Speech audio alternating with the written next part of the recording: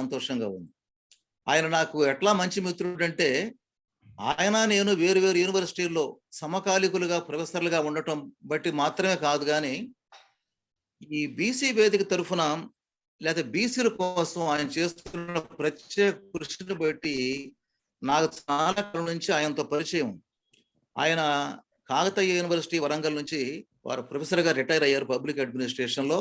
నాకు అప్పటి నుంచే అంతగా ఆయన రిటైర్ కాకముందు కొద్ది కాలం నుంచి చాలా మంచి పరిచయం ఉంది. ఆయన నేను కూడా కొన్ని కామన్‌గా కొన్ని పనిచేసినటువంటి పనులు కూడా ఉన్నాయి. వారు ఆ కాకతీయ యూనివర్సిటీలో చేసినటువంటి కొన్ని పనులు నేను నాగార్జున యూనివర్సిటీలో కూడా టేకప్ చేశాను. ఆ విధంగా ఇద్దరం కూడా ఇంటరాక్ట్ అవ్వటానికి కొంత కూడా ఒక కామన్ పాయింట్ ఏర్పడింది. ఆయనకి ఉదాహరణకి ఆయన కాకతీయ యూనివర్సిటీలో ఫూలే స్టాచ్యూ కమిటీకి ఆయన చైర్మన్‌గా ఉన్నారు.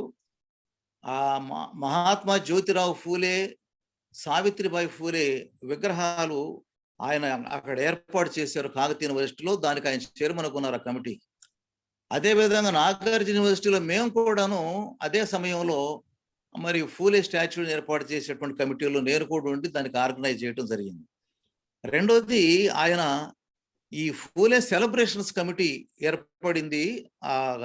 తెలంగాణ గవర్నమెంట్ ఆఫ్ ఆంధ్రప్రదేశ్ ఏర్పాటు చేసినటువంటిది. మరి దాని ఆధ్వర్యంలో ఆయన చాలా మంచి కృషి చేశాడు ఆయన చైర్మన్‌గా.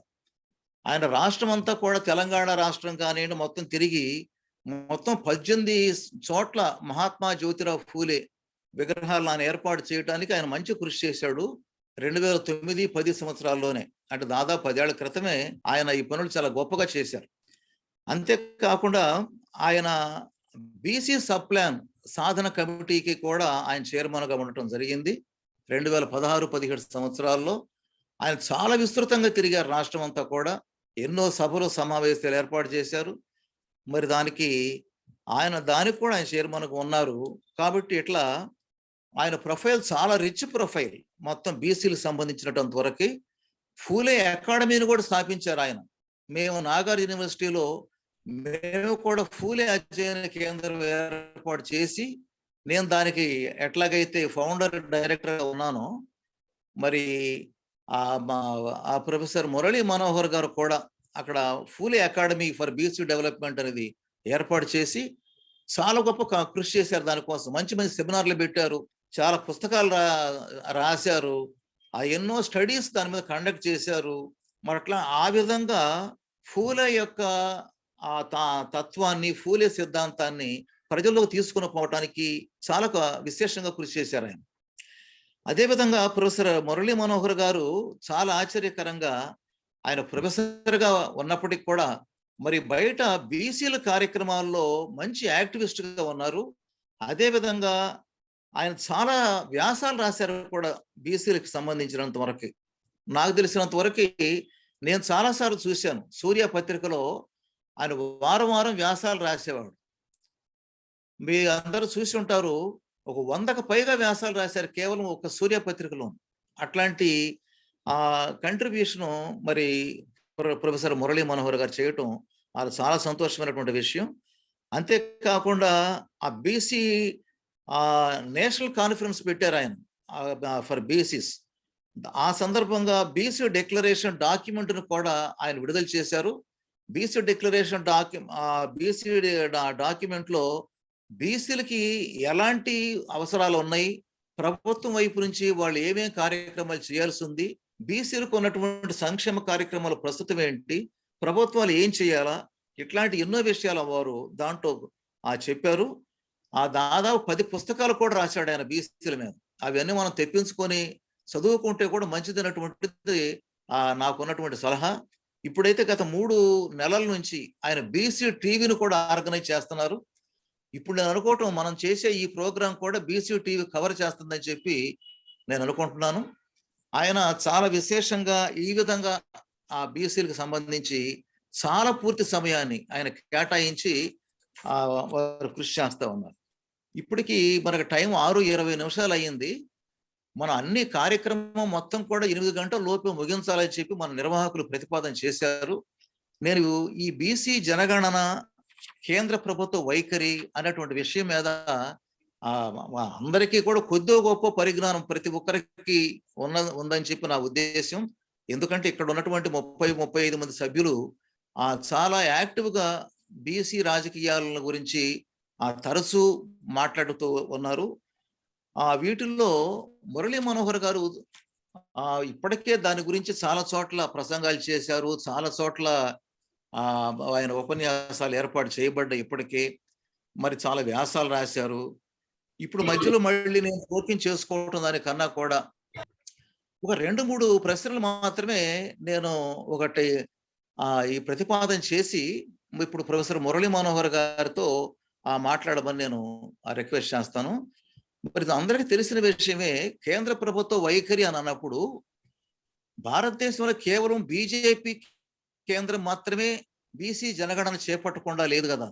1931 నుంచి మొదలుపెట్టి చూస్తే ఈ రోజు వరకు కూడా కేంద్ర ప్రభుత్వం ఏదైనా సరే, ఏ పార్టీ అధికారంలోకి వచ్చినా కేంద్రంలో ఎప్పుడు కూడా బీసీ జనాభాని గణన చేయాలనేటువంటి వాళ్ళ కోరిక కోరలేదు. దీనికి కారణాలు ఏంటి? దానికి నిజమైన కారణాలు ఏముంటాయి? ఇప్పుడు బీజేపీ చెబుతున్నట్లుగా ఇదేదో కొన్ని లక్షల కొద్దీ ఉన్నాయి, కొన్ని వేల కొద్దీ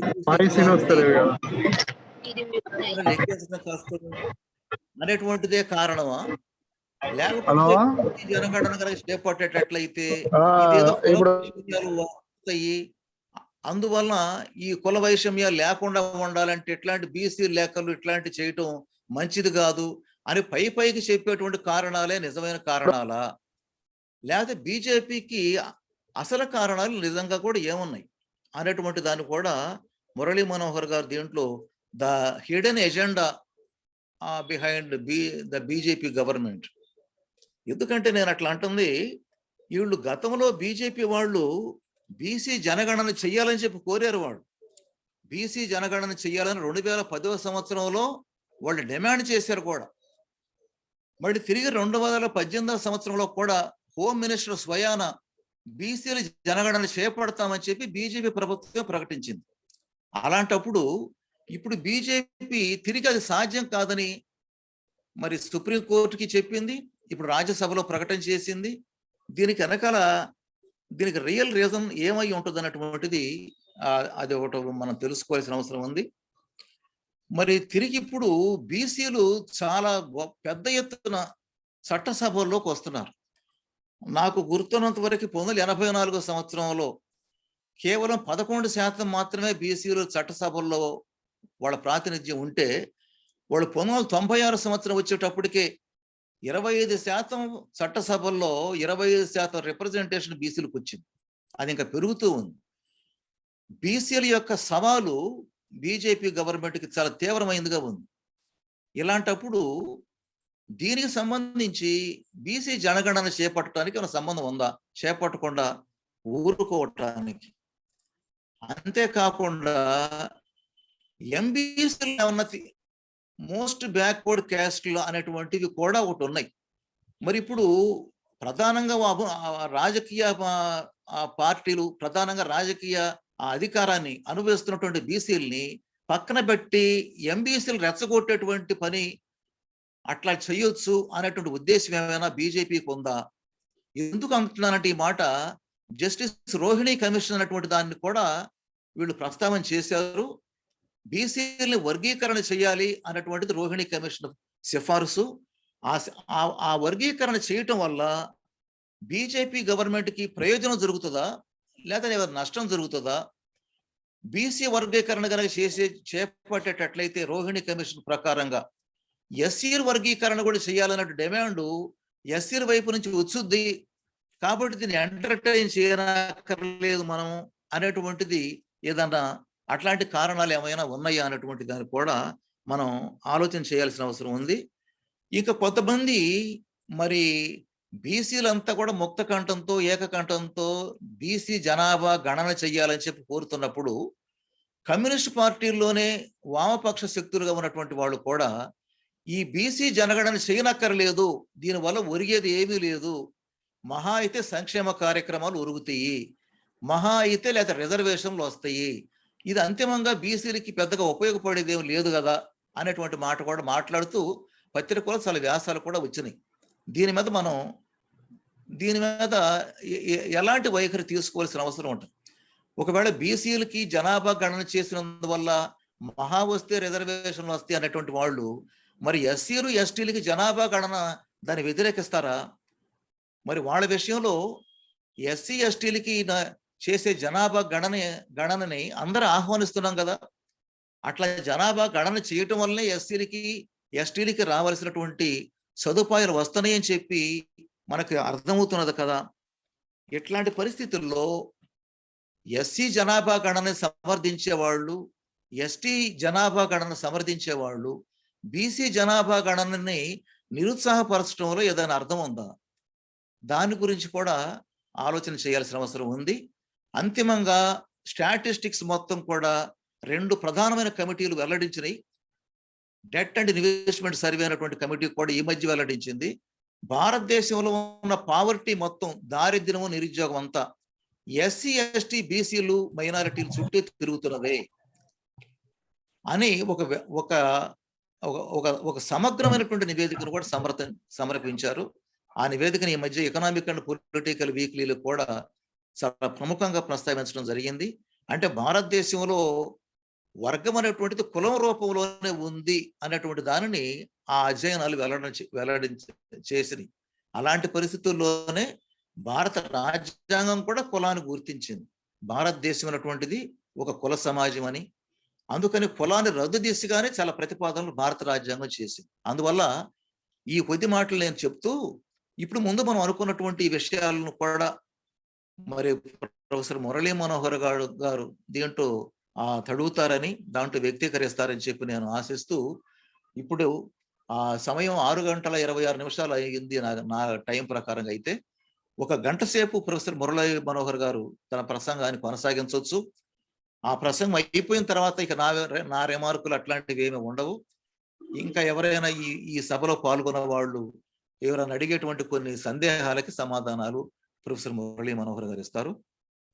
now I conclude my opening remarks. ఇప్పుడు over to professor Murali Manohar గారు. Now I request professor Murali Manohar to present his speech.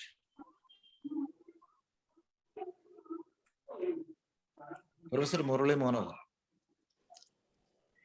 Professor Noor Basha గారు వినపడుతుందా నేను మాట్లాడేది? వినిపిస్తుంది. ఓకే అండి. ప్రొఫెసర్ నూర్ బాషా గారు, మిత్రులారా, నూర్ బాషా గారు తన పరిచయ కార్యక్రమాల్లో నా గురించి కొన్ని మంచి మాటలు చెప్పారు. వాస్తవానికి మీ అందరిలాగానే నేను కూడా చాలా కాలం. మురళీ గారు, మీ ఫోటో కనపట్లేదండి. శరత్ గారు అబ్జర్వ్ చేయండి, ఫోటో కనపట్లేదు సార్ది. కనపడుతుంది. కంటిన్యూ. రైట్.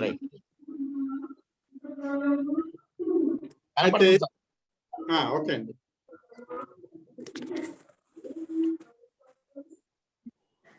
అక్కడ కంట్రోల్ చేసే వాళ్ళు కొద్దిగా అది ప్రాపర్ గా చేస్తారు. ఓకే.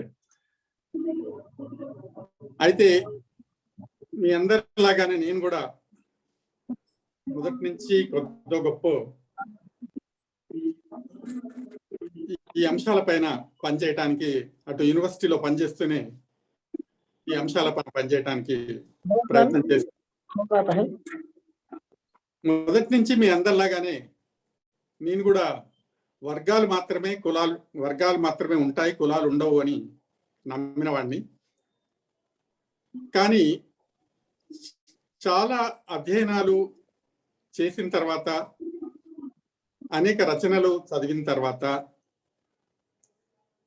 ఎంతో మందితో చర్చలు జరిపిన తర్వాత నాకు అనిపించింది ఏంటంటే, ఈ దేశంలో కులమే ప్రధానమైంది.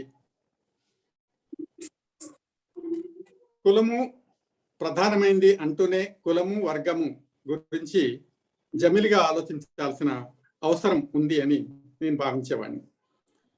ఎందుకంటే వర్గ సమాజంలో కూడా కుల సమాజం ఉండే అవకాశం ఉంది, కుల సమాజంలో కూడా వర్గాలు ఉండే అవకాశం ఉంది. ప్రత్యేకంగా భారతదేశానికి సంబంధించినంత వరకు కులం అనేది ఒక ప్రత్యేక అంశంగా మనం గుర్తించాలి. కానీ వాస్తవానికి ఈ దేశంలో కులాన్ని అంగీకరించారు సిద్ధాంతరీత్యా. ఎందుకంటే కులాన్ని సిద్ధాంతరీత్యా అంగీకరించిన వాళ్ళంతా ప్రాక్టీస్ లో మాత్రం కులాన్ని ప్రాక్టీస్ చేస్తూ ఉంటారు. అదే ప్రధాన వైరుధ్యం ఈ దేశంలో. కులాన్ని నిర్మూలించాలి అన్నవాళ్ళు కూడా కులాన్ని ప్రాక్టీస్ చేస్తుంటారు. ఈ దేశంలో దాదాపు 99% అధ్యయనాలు కూడా చెప్పాయి, 99% ఈ కోవలో చెందిన వాళ్ళే అని నేను భావిస్తున్నాను. కాబట్టి కులాన్ని గురించి అర్థం చేసుకోవాల్సిన అవసరం ఉంది. ఎందుకంటే వేలాది సంవత్సరాలుగా భారత సమాజాన్ని కులము ప్రభావితం చేసింది. ప్రభావితం చేయటమే కాకుండా వేలాది సంవత్సరాలుగా భారతదేశం ప్రజలను కులం విడదీసింది అన్న విషయం మనకందరికీ తెలిసిందే. కాబట్టి కులం ప్రజలను విడదీసి ఏ విధంగానైతే ఒక సమూహానికి ఇంకో సమూహానికి సంబంధం లేకుండా ఒక సమూహం కింద ఇంకో సమూహం, ఆ సమూహం కింద ఇంకో సమూహం, ఈ విధంగా నిచ్చెన మెట్ల కుల వ్యవస్థను దొంతరల రూపంలో కూడా ఏర్పాటు చేసి అసమానతలను సృష్టించింది. కాబట్టి ఈ కుల వ్యవస్థ ప్రభావం అనేది ఎంత లోతుగా డీప్ గా ఈ సమాజంలో ఉందంటే కింది కులస్తులు కూడా తాను ఒక ప్రత్యేకమైన కులానికి చెందిన వాడిని అనుకుంటూ ఆ కులం నుంచి బయటికి రాలేకపోతున్నాడు. పై స్థాయిలో ఉన్న వాళ్లకు ఈ కులం కొనసాగాలన్న ప్రయోజనాలు కులం ద్వారా పొందుతున్న ఆ పై స్థాయిలో వాళ్ళు నిరంతరంగా కోరుకుంటూనే ఉంటారు. ఎందుకంటే యథాతథ స్థితి కనుక కొనసాగినట్లయితే పై స్థాయిలో ఉన్న కులాలకు అత్యంత ప్రయోజనం ఉంటుంది. ఎందుకంటే పై స్థాయిలో ఉన్న వాళ్ళే ఈ రాజ్యాలను ఏలగలరు, ఈ దేశాన్ని ఏలగలరు, ఈ ప్రభుత్వ వ్యవస్థలను ఏలే అధికారం వాళ్ళకి మాత్రమే ఉంది. అదేవిధంగా ఈ దేశంలో మంత్రాంగం నడపడానికి వాళ్ళకి మాత్రమే అవకాశం ఉంది. ఈ దేశంలో వ్యాపారాలు, అదేవిధంగా ఉత్పత్తి పంపిణీని నియంత్రించే అధికారం కూడా వాళ్ళకి మాత్రమే ఉంది. ఈ దేశంలో అనేక వ్యవస్థలను ఏర్పాటు చేసి ఆ వ్యవస్థలకు నాయకత్వం వహించేది కూడా వాళ్ళకే అవకాశం ఉంది. ఈ దేశంలోని మొత్తం మార్కెట్లను, అదేవిధంగా వనరులను నియంత్రించే అధికారం కూడా వాళ్ళకే ఉంది. మిగతా కింది కులాలన్నీ ఆ పై వాళ్లకు సేవ చేసేవిగా యథాతథ స్థితి ఈ దేశంలో కొనసాగాలని భావించే వాళ్ళే అందుకు ఈ దేశంలో కుల వ్యవస్థ కొనసాగాలని అనుకుంటున్నారు. సిద్ధాంతరీత్యా వాళ్ళు కూడా అపోజ్ చేసిన వాస్తవంలో వాళ్ళు ఈ కుల వ్యవస్థను సమర్థిస్తూ కుల వ్యవస్థను ప్రాక్టీస్ చేస్తున్న వాళ్ళే మనకు కనపడతారు. అయితే మనం ఈ ఇంట్రడక్షన్ ఎందుకు చెప్పానంటే ఈ కుల గణాంకాలు మనం ఇక్కడ ఒక చిన్న సున్నితమైన అంశాన్ని గమనించాలి. అదేంటంటే మనం బీసీ జనగణన అంటున్నాం. వాస్తవానికి ఈ దేశంలో కావాల్సింది కులగణన. మొత్తం ఈ దేశంలో అందరికీ కావాల్సింది ఏంటంటే కుల జనగణన కావాలి. అన్ని కులాలకు సంబంధించిన సమాచారం కావాలి.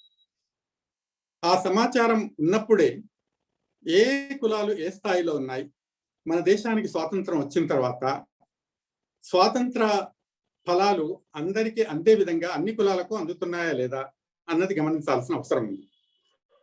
స్వతంత్ర పోరాటంలో అనేక ఆకాంక్షలతో పోరాటంలో పాల్గొనే వాళ్ళు, ప్రజలు పెద్ద ఎత్తున ఉద్యమించడం అనేది మనకందరికీ తెలుసు.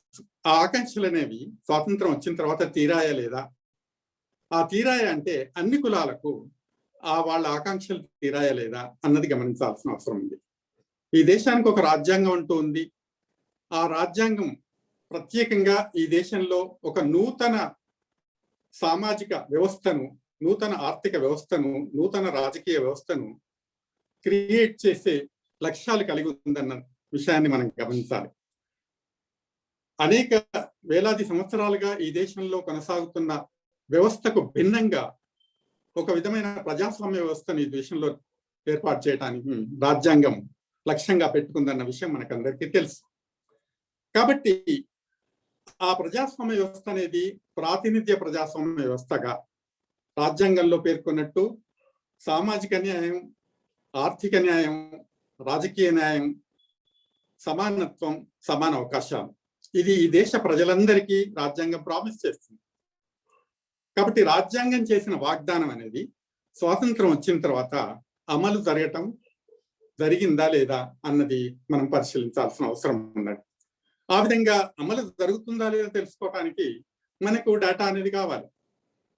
కాబట్టి ఈ దేశంలో కానీ ఏ దేశంలో కానీ ప్రపంచవ్యాప్తంగా ఆ దేశంలో నివసించే ప్రజల పూర్తి వివరాలను సేకరించడం ప్రభుత్వాల బాధ్యత.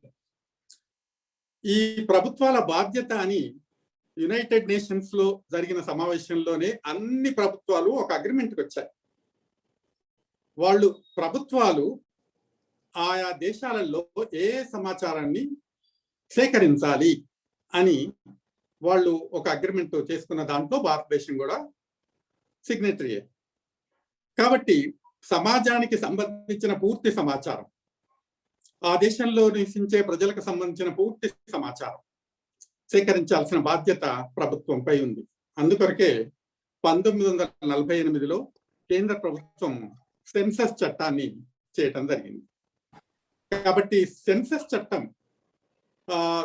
లో ప్రత్యేకంగా పేర్కొన్నది ఏంటంటే ఈ దేశంలో ప్రజలకు సంబంధించిన పూర్తి సమాచారాన్ని సేకరించడం.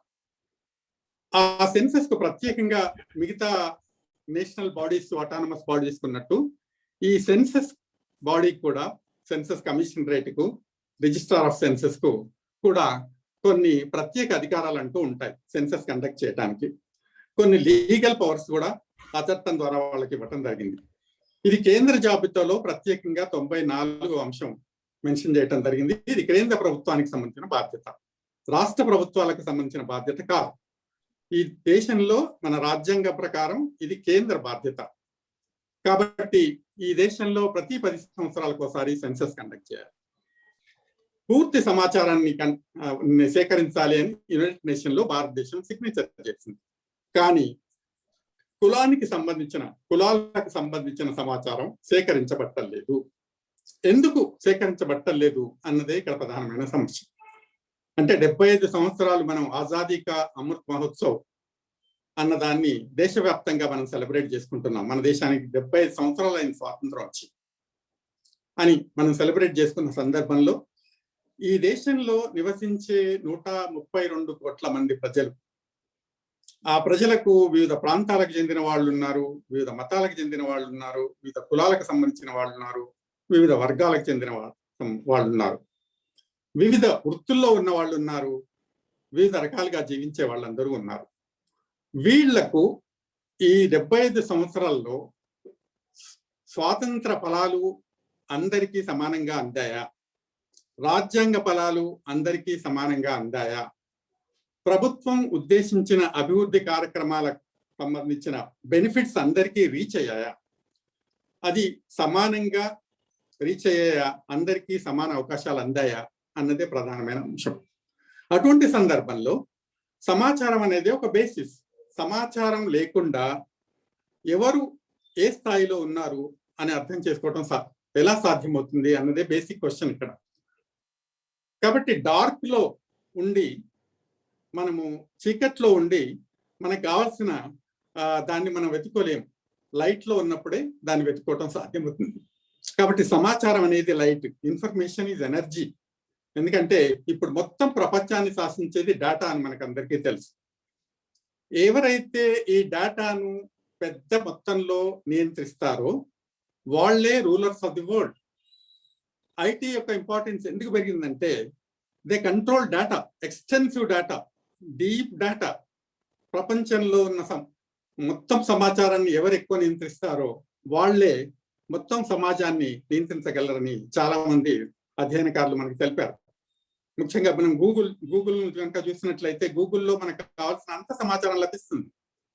అది పబ్లిక్ గా, ఓపెన్ గా ఆ సమాచారం గూగుల్ ప్రపంచవ్యాప్తంగా అందిస్తుంది. కానీ గూగుల్ దగ్గర ఉన్న పూర్తి సమాచారం మొత్తం ప్రపంచానికి అది చేయొచ్చు, చేయకపోవచ్చు అన్న విషయాన్ని కూడా మనం గమనించాలి. కాబట్టి తనకు అవసరమున్న కొన్ని సెన్సిటివ్ సమాచారాన్ని తన దగ్గర పెట్టుకునే అవకాశం ఉంది. దాని ద్వారా తాను వివిధ ప్రభుత్వాలకు అడ్వైజులు ఇస్తూ వాళ్ళ ద్వారా మొత్తం ప్రపంచాన్ని నియంత్రించే అవకాశం కూడా ఉంది.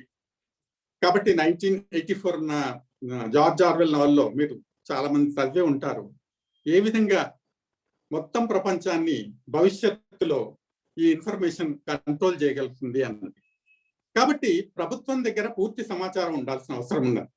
దాని వివరాల్లోకి మళ్ళీ డీప్ గా వెళ్లకుండా మన భారతదేశానికి సంబంధించినంత వరకు ప్రభుత్వం దగ్గర పూర్తి సమాచారం ఉండాల్సిన అవసరం ఉంది. ఈ దేశంలో స్వాతంత్రం రాకముందు కనుక పరిశీలించి చూసినట్లయితే కుల వ్యవస్థ ఉంది అని ప్రభుత్వానికి తెలుసు. ఈ కుల వ్యవస్థలో అసమానులుగా కోట్లాది మంది జీవిస్తున్నారు అని ప్రభుత్వానికి తెలుసు. భారతదేశానికి స్వాతంత్రం రాకముందు విద్య ఎంత శాతం ఉందో ప్రభుత్వానికి తెలుసు. హౌసింగ్ కండిషన్స్ ఎవరివి ఎట్లా ఉన్నాయో ప్రభుత్వానికి తెలుసు. హెల్త్ కండిషన్స్ ఎవరి ఎట్లా ఉన్నాయో తెలుసు. అదేవిధంగా ఫుడ్ ఇంటేక్ ఎవరు ఏ విధంగా తీసుకుంటున్నారో ప్రభుత్వానికి తెలుసు. వీటిని కనుక మనం బేస్ గా తీసుకున్నట్లయితే ఇవి అందుబాటులో లేని కోట్లాది ప్రజలు ఈ దేశంలో ఉన్నట్టు కూడా ప్రభుత్వానికి తెలుసు. అటువంటి సందర్భంలో మరి ఈ అందుబాటులో లేని ప్రజలకు అందించే అవకాశం అందించే ప్రయత్నం అనేది స్వాతంత్రం వచ్చిన తర్వాత ప్రభుత్వాలు కృషి చేయాల్సిన అవసరం ఉంది. కాబట్టి ఆ విధంగా కృషి చేయడానికి వీలుగా వాళ్ళ దగ్గర పూర్తి సమాచారం ఉందా లేదా అన్నది తెలుసుకోవాల్సిన అవసరం ఉంది. కానీ ప్రభుత్వాలు ఏం చెప్తున్నాయంటే సెన్సస్ డేటాలో జనాభాలకు సంబంధించిన పూర్తి సమాచారాన్ని మేము సేకరిస్తున్నాము, కానీ ఆ సేకరించి ఈ దేశంలో ఉన్న పావర్టీ లెవెల్స్ అర్థం చేసుకొని ఈ దేశంలో ఎవరి పరిస్థితులు అంటే వాళ్ళ వృత్తి కావచ్చు, అదేవిధంగా ఉపాధికి సంబంధించిన అంశం కావచ్చు, ఆదాయాలకు సంబంధించిన అంశం కావచ్చు, వాళ్ళ కుటుంబ వివరాలు కావచ్చు, వాళ్ళ ఆస్తులు స్థిరాస్తులు చరాస్తులు కావచ్చు, ఇంకా అనేక అంశాలు మా దగ్గర ఆ సమాచారం ఉంది.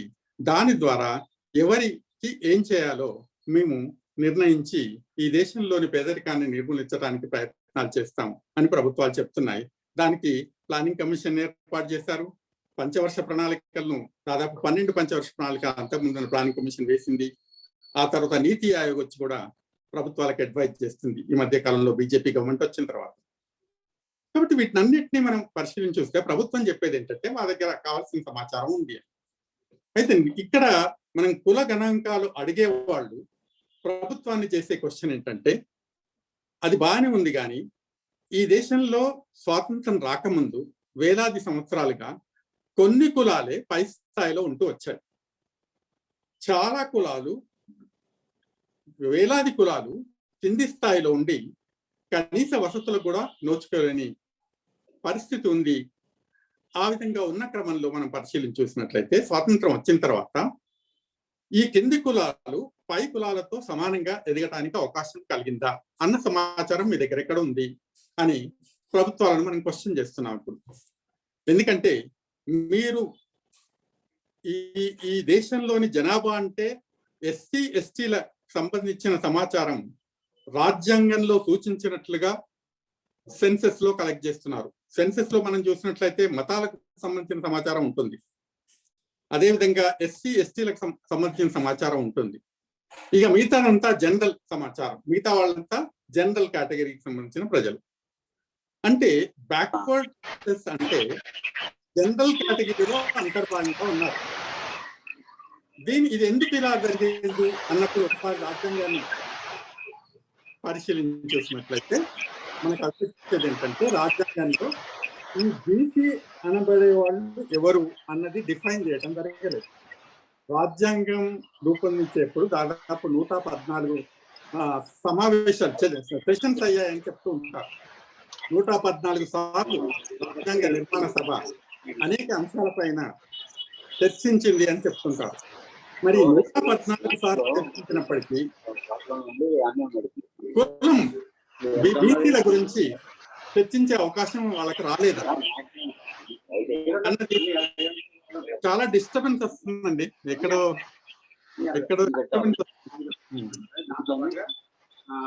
డిస్టర్బెన్స్ వస్తుంది బాగా.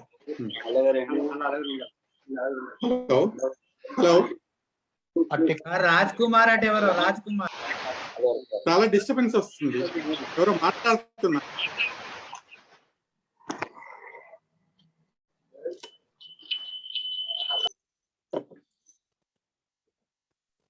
అయితే రాజ్యాంగంలో బీసీలకు గురించి చర్చ జరిగినప్పటికీ బీసీలు అంటే ఎవరో అన్నది డిఫైన్ చేయడం జరగలేదు. ఎందుకు ఆ విధంగా జరిగింది? ఎస్సీ ఎస్టీలు అంటే ఎవరో చాలా స్పష్టంగా డిఫైన్ చేశారు, కానీ బీసీలు అంటే ఎవరో డిఫైన్ చెప్పడం జరగలేదు. అంటే ఎస్సీ ఎస్టీలు కాకుండా మిగతా వాళ్ళంతా జనరల్ కేటగిరీలో ఇంక్లూడ్ చేయడం జరిగింది. ఆ జనరల్ కేటగిరీలో బ్రాహ్మిన్స్ దగ్గర నుంచి ఇంకా అనేక అగ్ర కులాలు వస్తాయి, ఆధిపత్య కులాలు వస్తాయి. అదేవిధంగా సంచార జాతులకు చెందిన బుడుపుక్కల దగ్గర నుంచి అదేవిధంగా చిన్న చిన్న చిన్న చిన్న కులాలన్నీ కూడా వస్తాయి.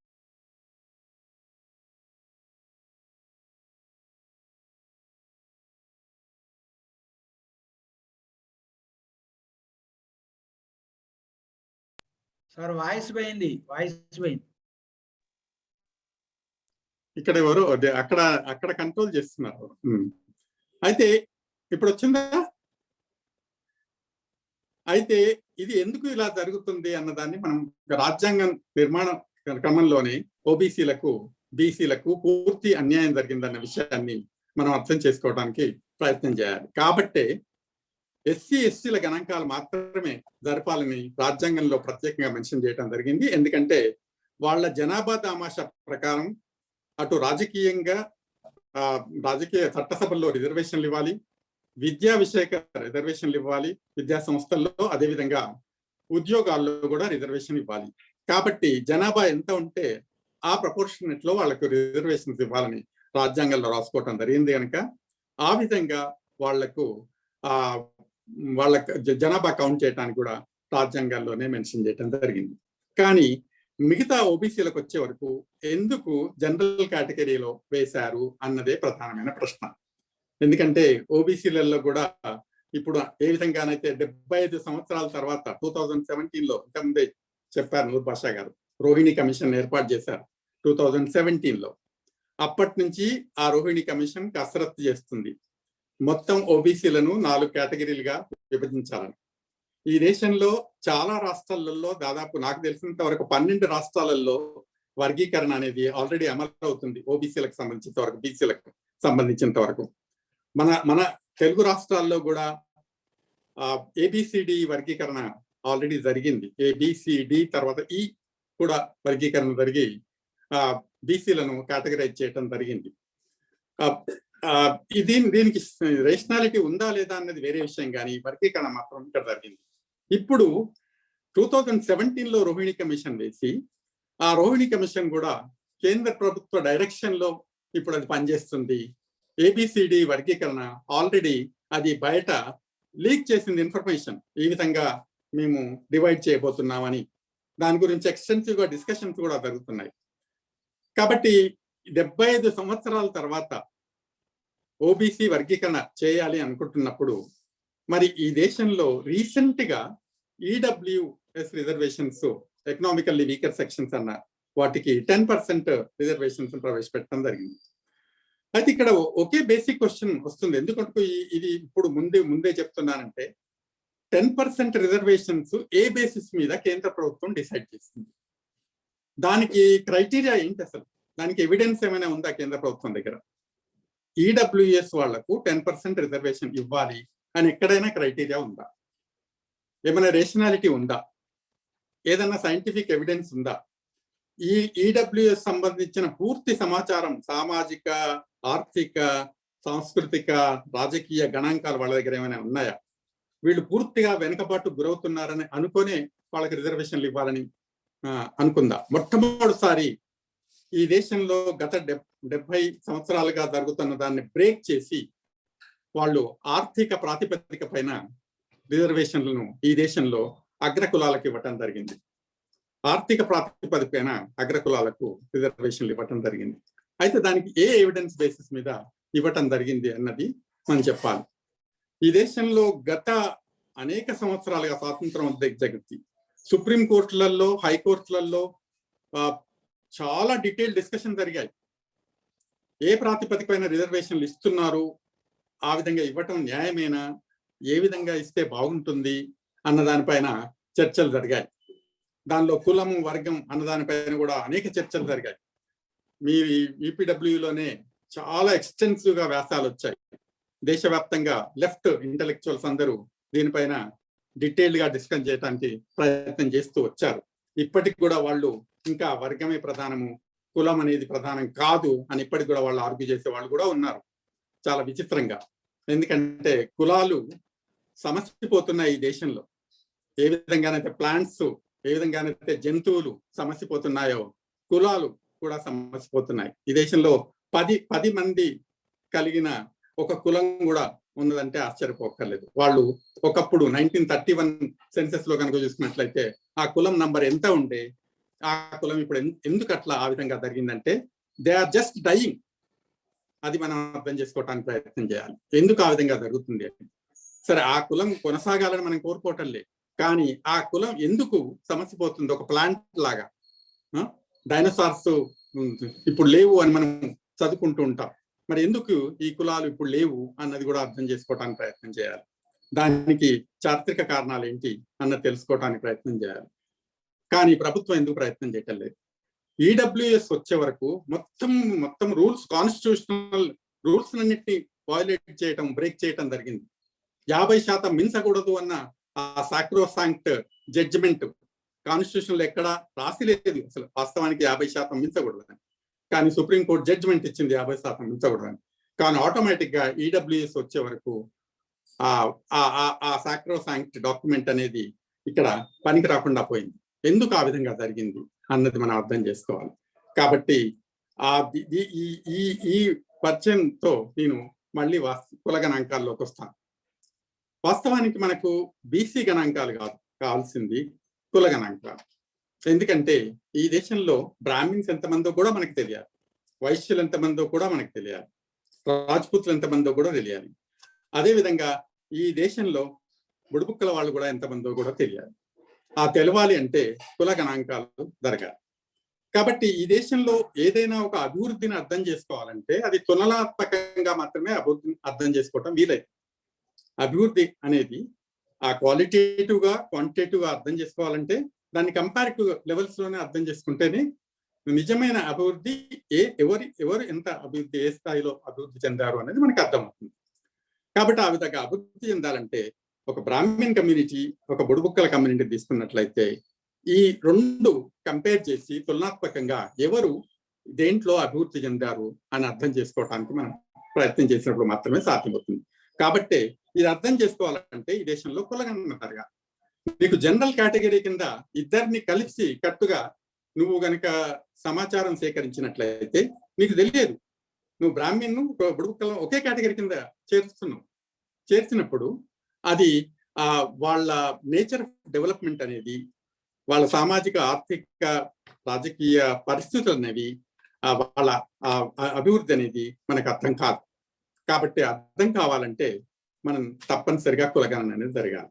మరి కులగణన జరగకుండా ఈ దేశంలో ప్రభుత్వాలు అభివృద్ధి కార్యక్రమాలను ఏ విధంగా చేస్తున్నాయి? వాళ్ళకు డెవలప్మెంట్ అప్రోచ్ ఉంటుంది కదా. ప్రజలను అభివృద్ధి పరచాలంటే వాళ్ళకు ఒక అప్రోచ్ ఉంటుంది. కాబట్టి ఆ దృక్పథాన్ని వాళ్ళు ఏ విధంగా రూపొందించుకున్నారు అన్నది కూడా ప్రధానమైన ప్రశ్న. దానికి ఉన్న ఐడియాలజికల్ బేస్ ఏంటి, దానికి ఉన్న ఇన్ఫర్మేషన్ బేస్ ఏంటి అన్నది కూడా ప్రధానమైన ప్రశ్నే. అది ఆ విధంగా వాళ్ళు ఒక అప్రోచ్ను డెవలప్ చేసుకోవటానికి ఏ సమాచారం ఆధారంగా డెవలప్ చేసుకున్నారు అన్నది కూడా ప్రధానమైన అంశం. అయితే దీనికి కుల గణనకు ఈ దేశంలో పెద్ద చరిత్ర ఉంది. ఎందుకంటే 1872 నుంచి ఈ కుల గణన ఈ దేశంలో స్టార్ట్ అయింది. అంటే దాదాపు 16 సార్లు ఈ జనాభా గణాంకాలు ఈ దేశంలో జరిగాయి. దాన్ని కనుక పరిశీలించున్నాయి 1872లో మొట్టమొదటిసారిగా కుల గణాంకాలు జరిగినప్పుడు బ్రిటిష్ ప్రభుత్వానికి భారతదేశాన్ని సామాజికంగా, ఆర్థికంగా ఈ దేశంలోని ప్రజల పరిస్థితులు ఏ విధంగా ఉన్నాయో పూర్తి వివరాలు కావాలి అని వాళ్ళు ఒకవైపు ప్రభుత్వం తరఫున ఈ సెన్సస్ కండక్ట్ చేయటమే కాకుండా ఇంకోవైపు ఆంథ్రోపాలజికల్ సర్వేస్ అనేకంగా ఈ దేశంలో చేశారు కుల వ్యవస్థను అర్థం చేసుకోవడానికి.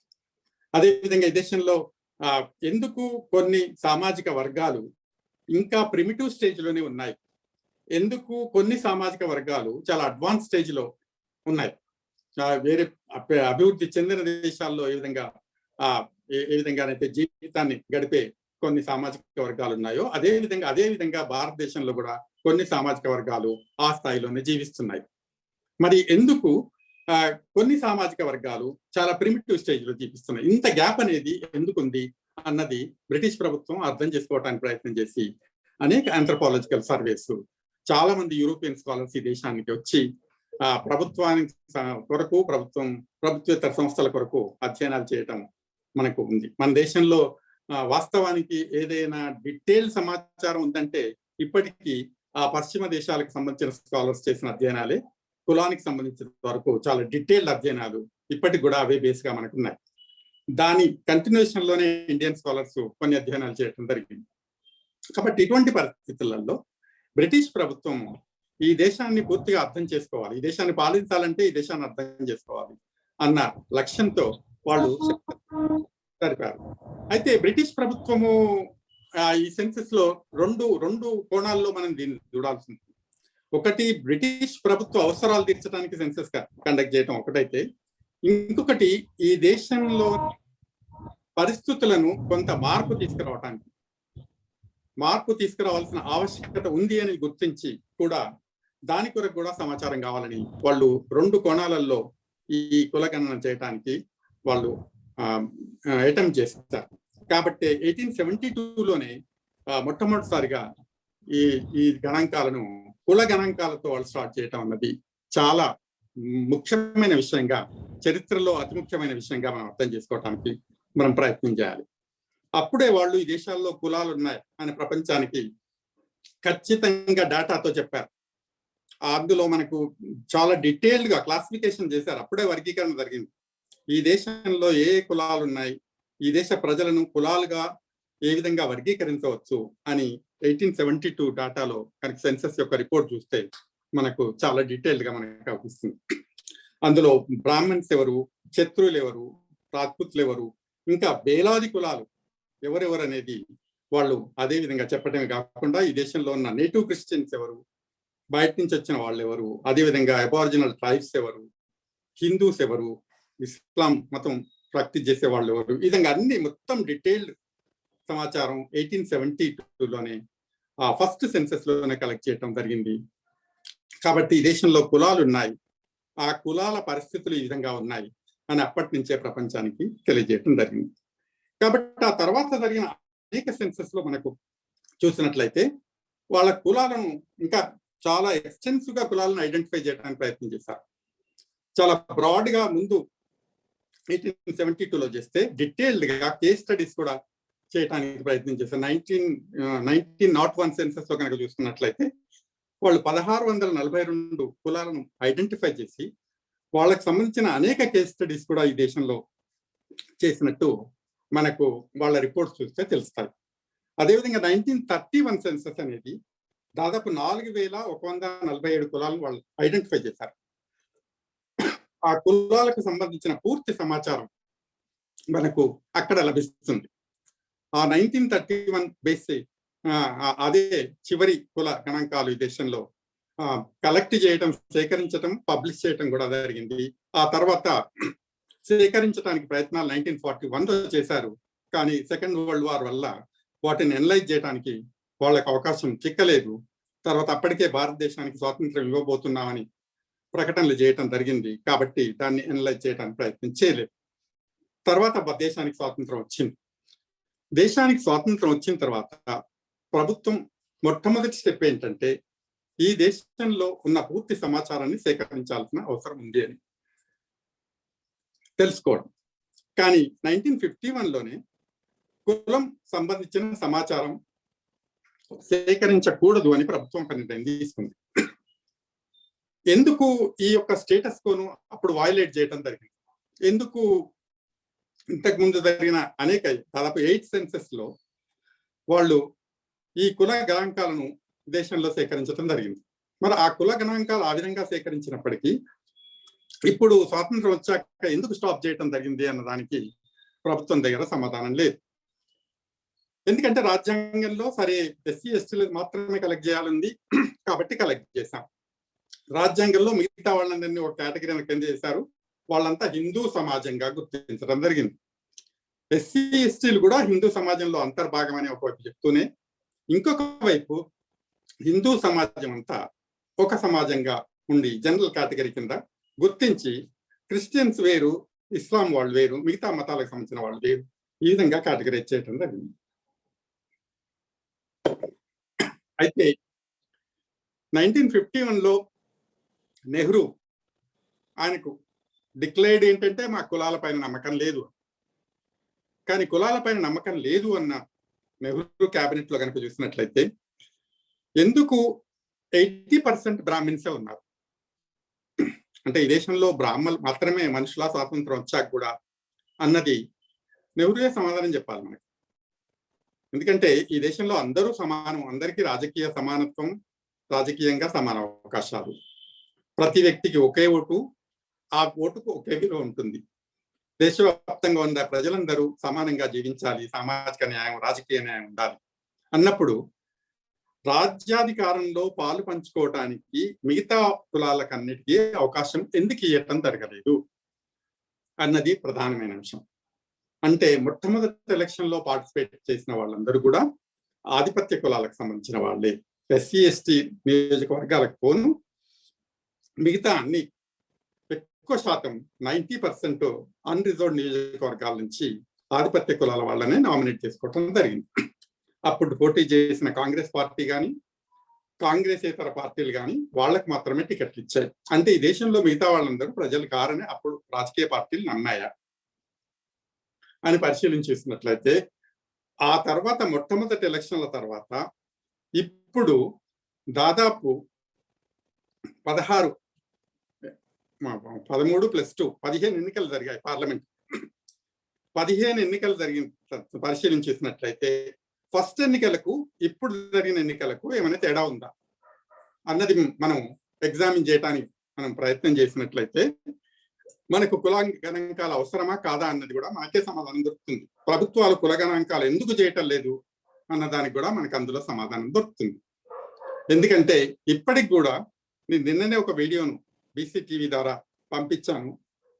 ఆంధ్రప్రదేశ్లో ఎన్నికల్లో ఎవరు గెలిచారు, ఆంధ్రప్రదేశ్లో ఉన్న రాజకీయ పార్టీలకు ఎవరు నాయకత్వం వహిస్తున్నారు, ఆంధ్రప్రదేశ్లో ఉన్న రాజకీయ పార్టీలు ఎవరికి టికెట్లు కేటాయించడం జరుగుతుంది, ఆంధ్రప్రదేశ్ పాలించిన వాళ్ళు ఎవరు, వాస్తవానికి స్వాతంత్రం వచ్చి ఈ లాస్ట్ 75 years ఎవరు రూల్ చేస్తున్నారు అసలు కంట్రీ, పొలిటికల్ ఈక్వాలిటీ అనేది, పొలిటికల్ జస్టిస్ అనేది ఈ దేశంలో జరిగిందా అన్నదాన్ని మనం వాస్తవానికి ఎలా అర్థం చేసుకోగలుగుతాము అంటే అక్కడ ప్రాక్టీస్ లో మనకు కనపడాలి. రిప్రజెంటేటివ్ డెమోక్రసీ ఉందా, అన్ని కులాలు మిగతా వాళ్ళతో సమానంగా ఈ దేశంలో చట్టసభల్లో కూర్చోటానికి అవకాశం ఉందా.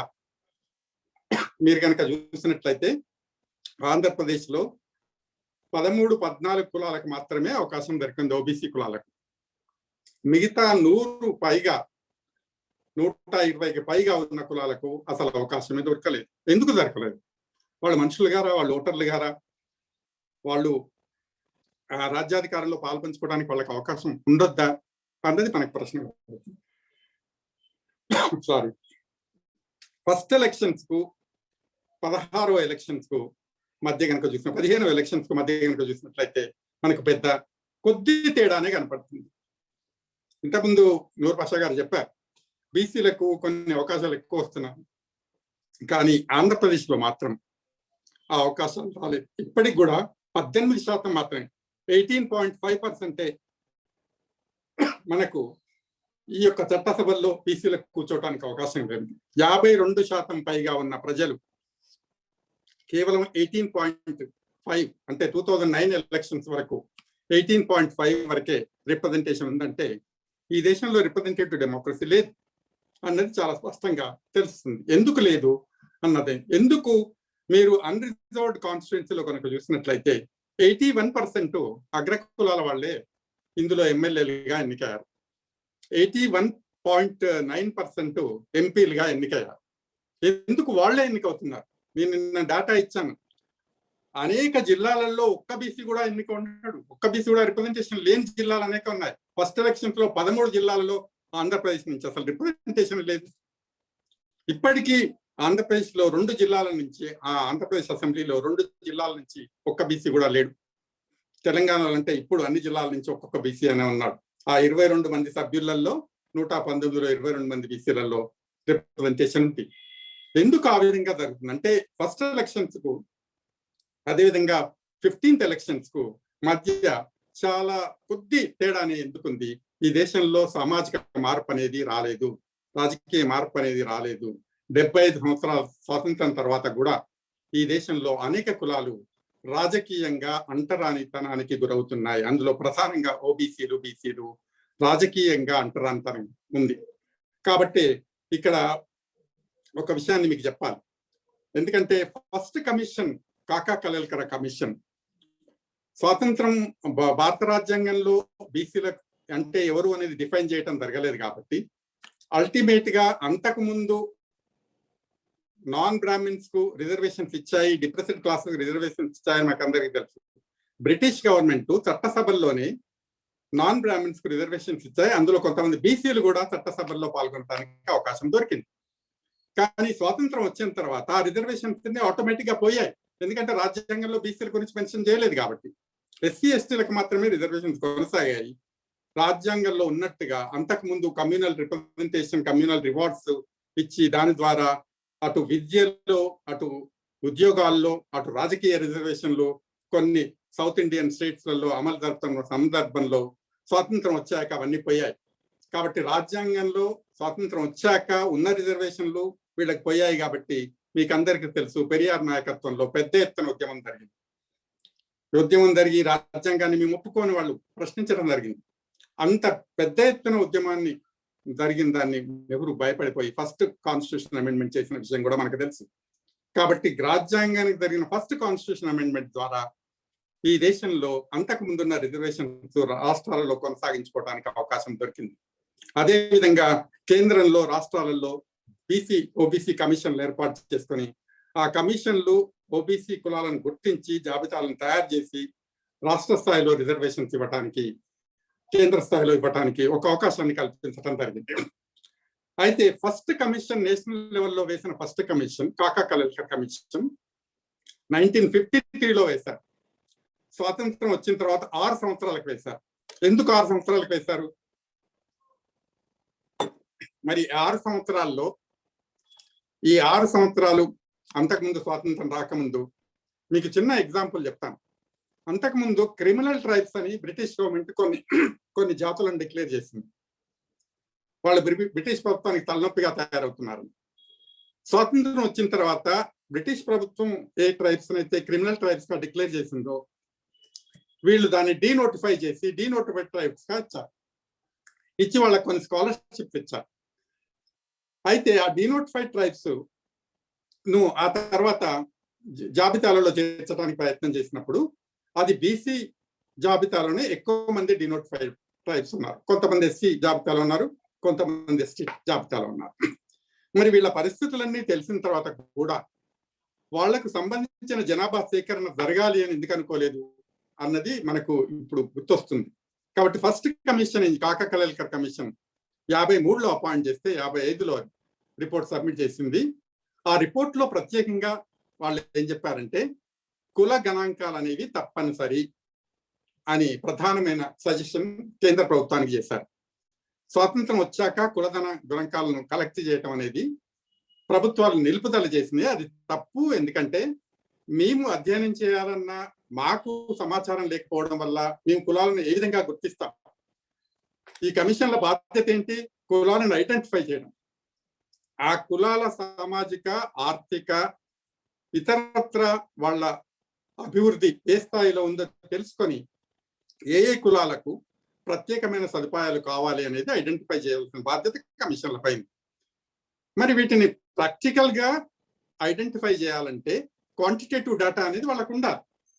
క్వాంటిటేటివ్ డేటా లేకుండా కమిషన్లు ఏ విధంగా ఐడెంటిఫై చేస్తారని ప్రభుత్వం భావించింది అంటే ఇక్కడ ప్రభుత్వం యొక్క మాటల్లో, చేతల్లో చాలా వైరుధ్యం ఉందని మనం అర్థం చేసుకోవాలి.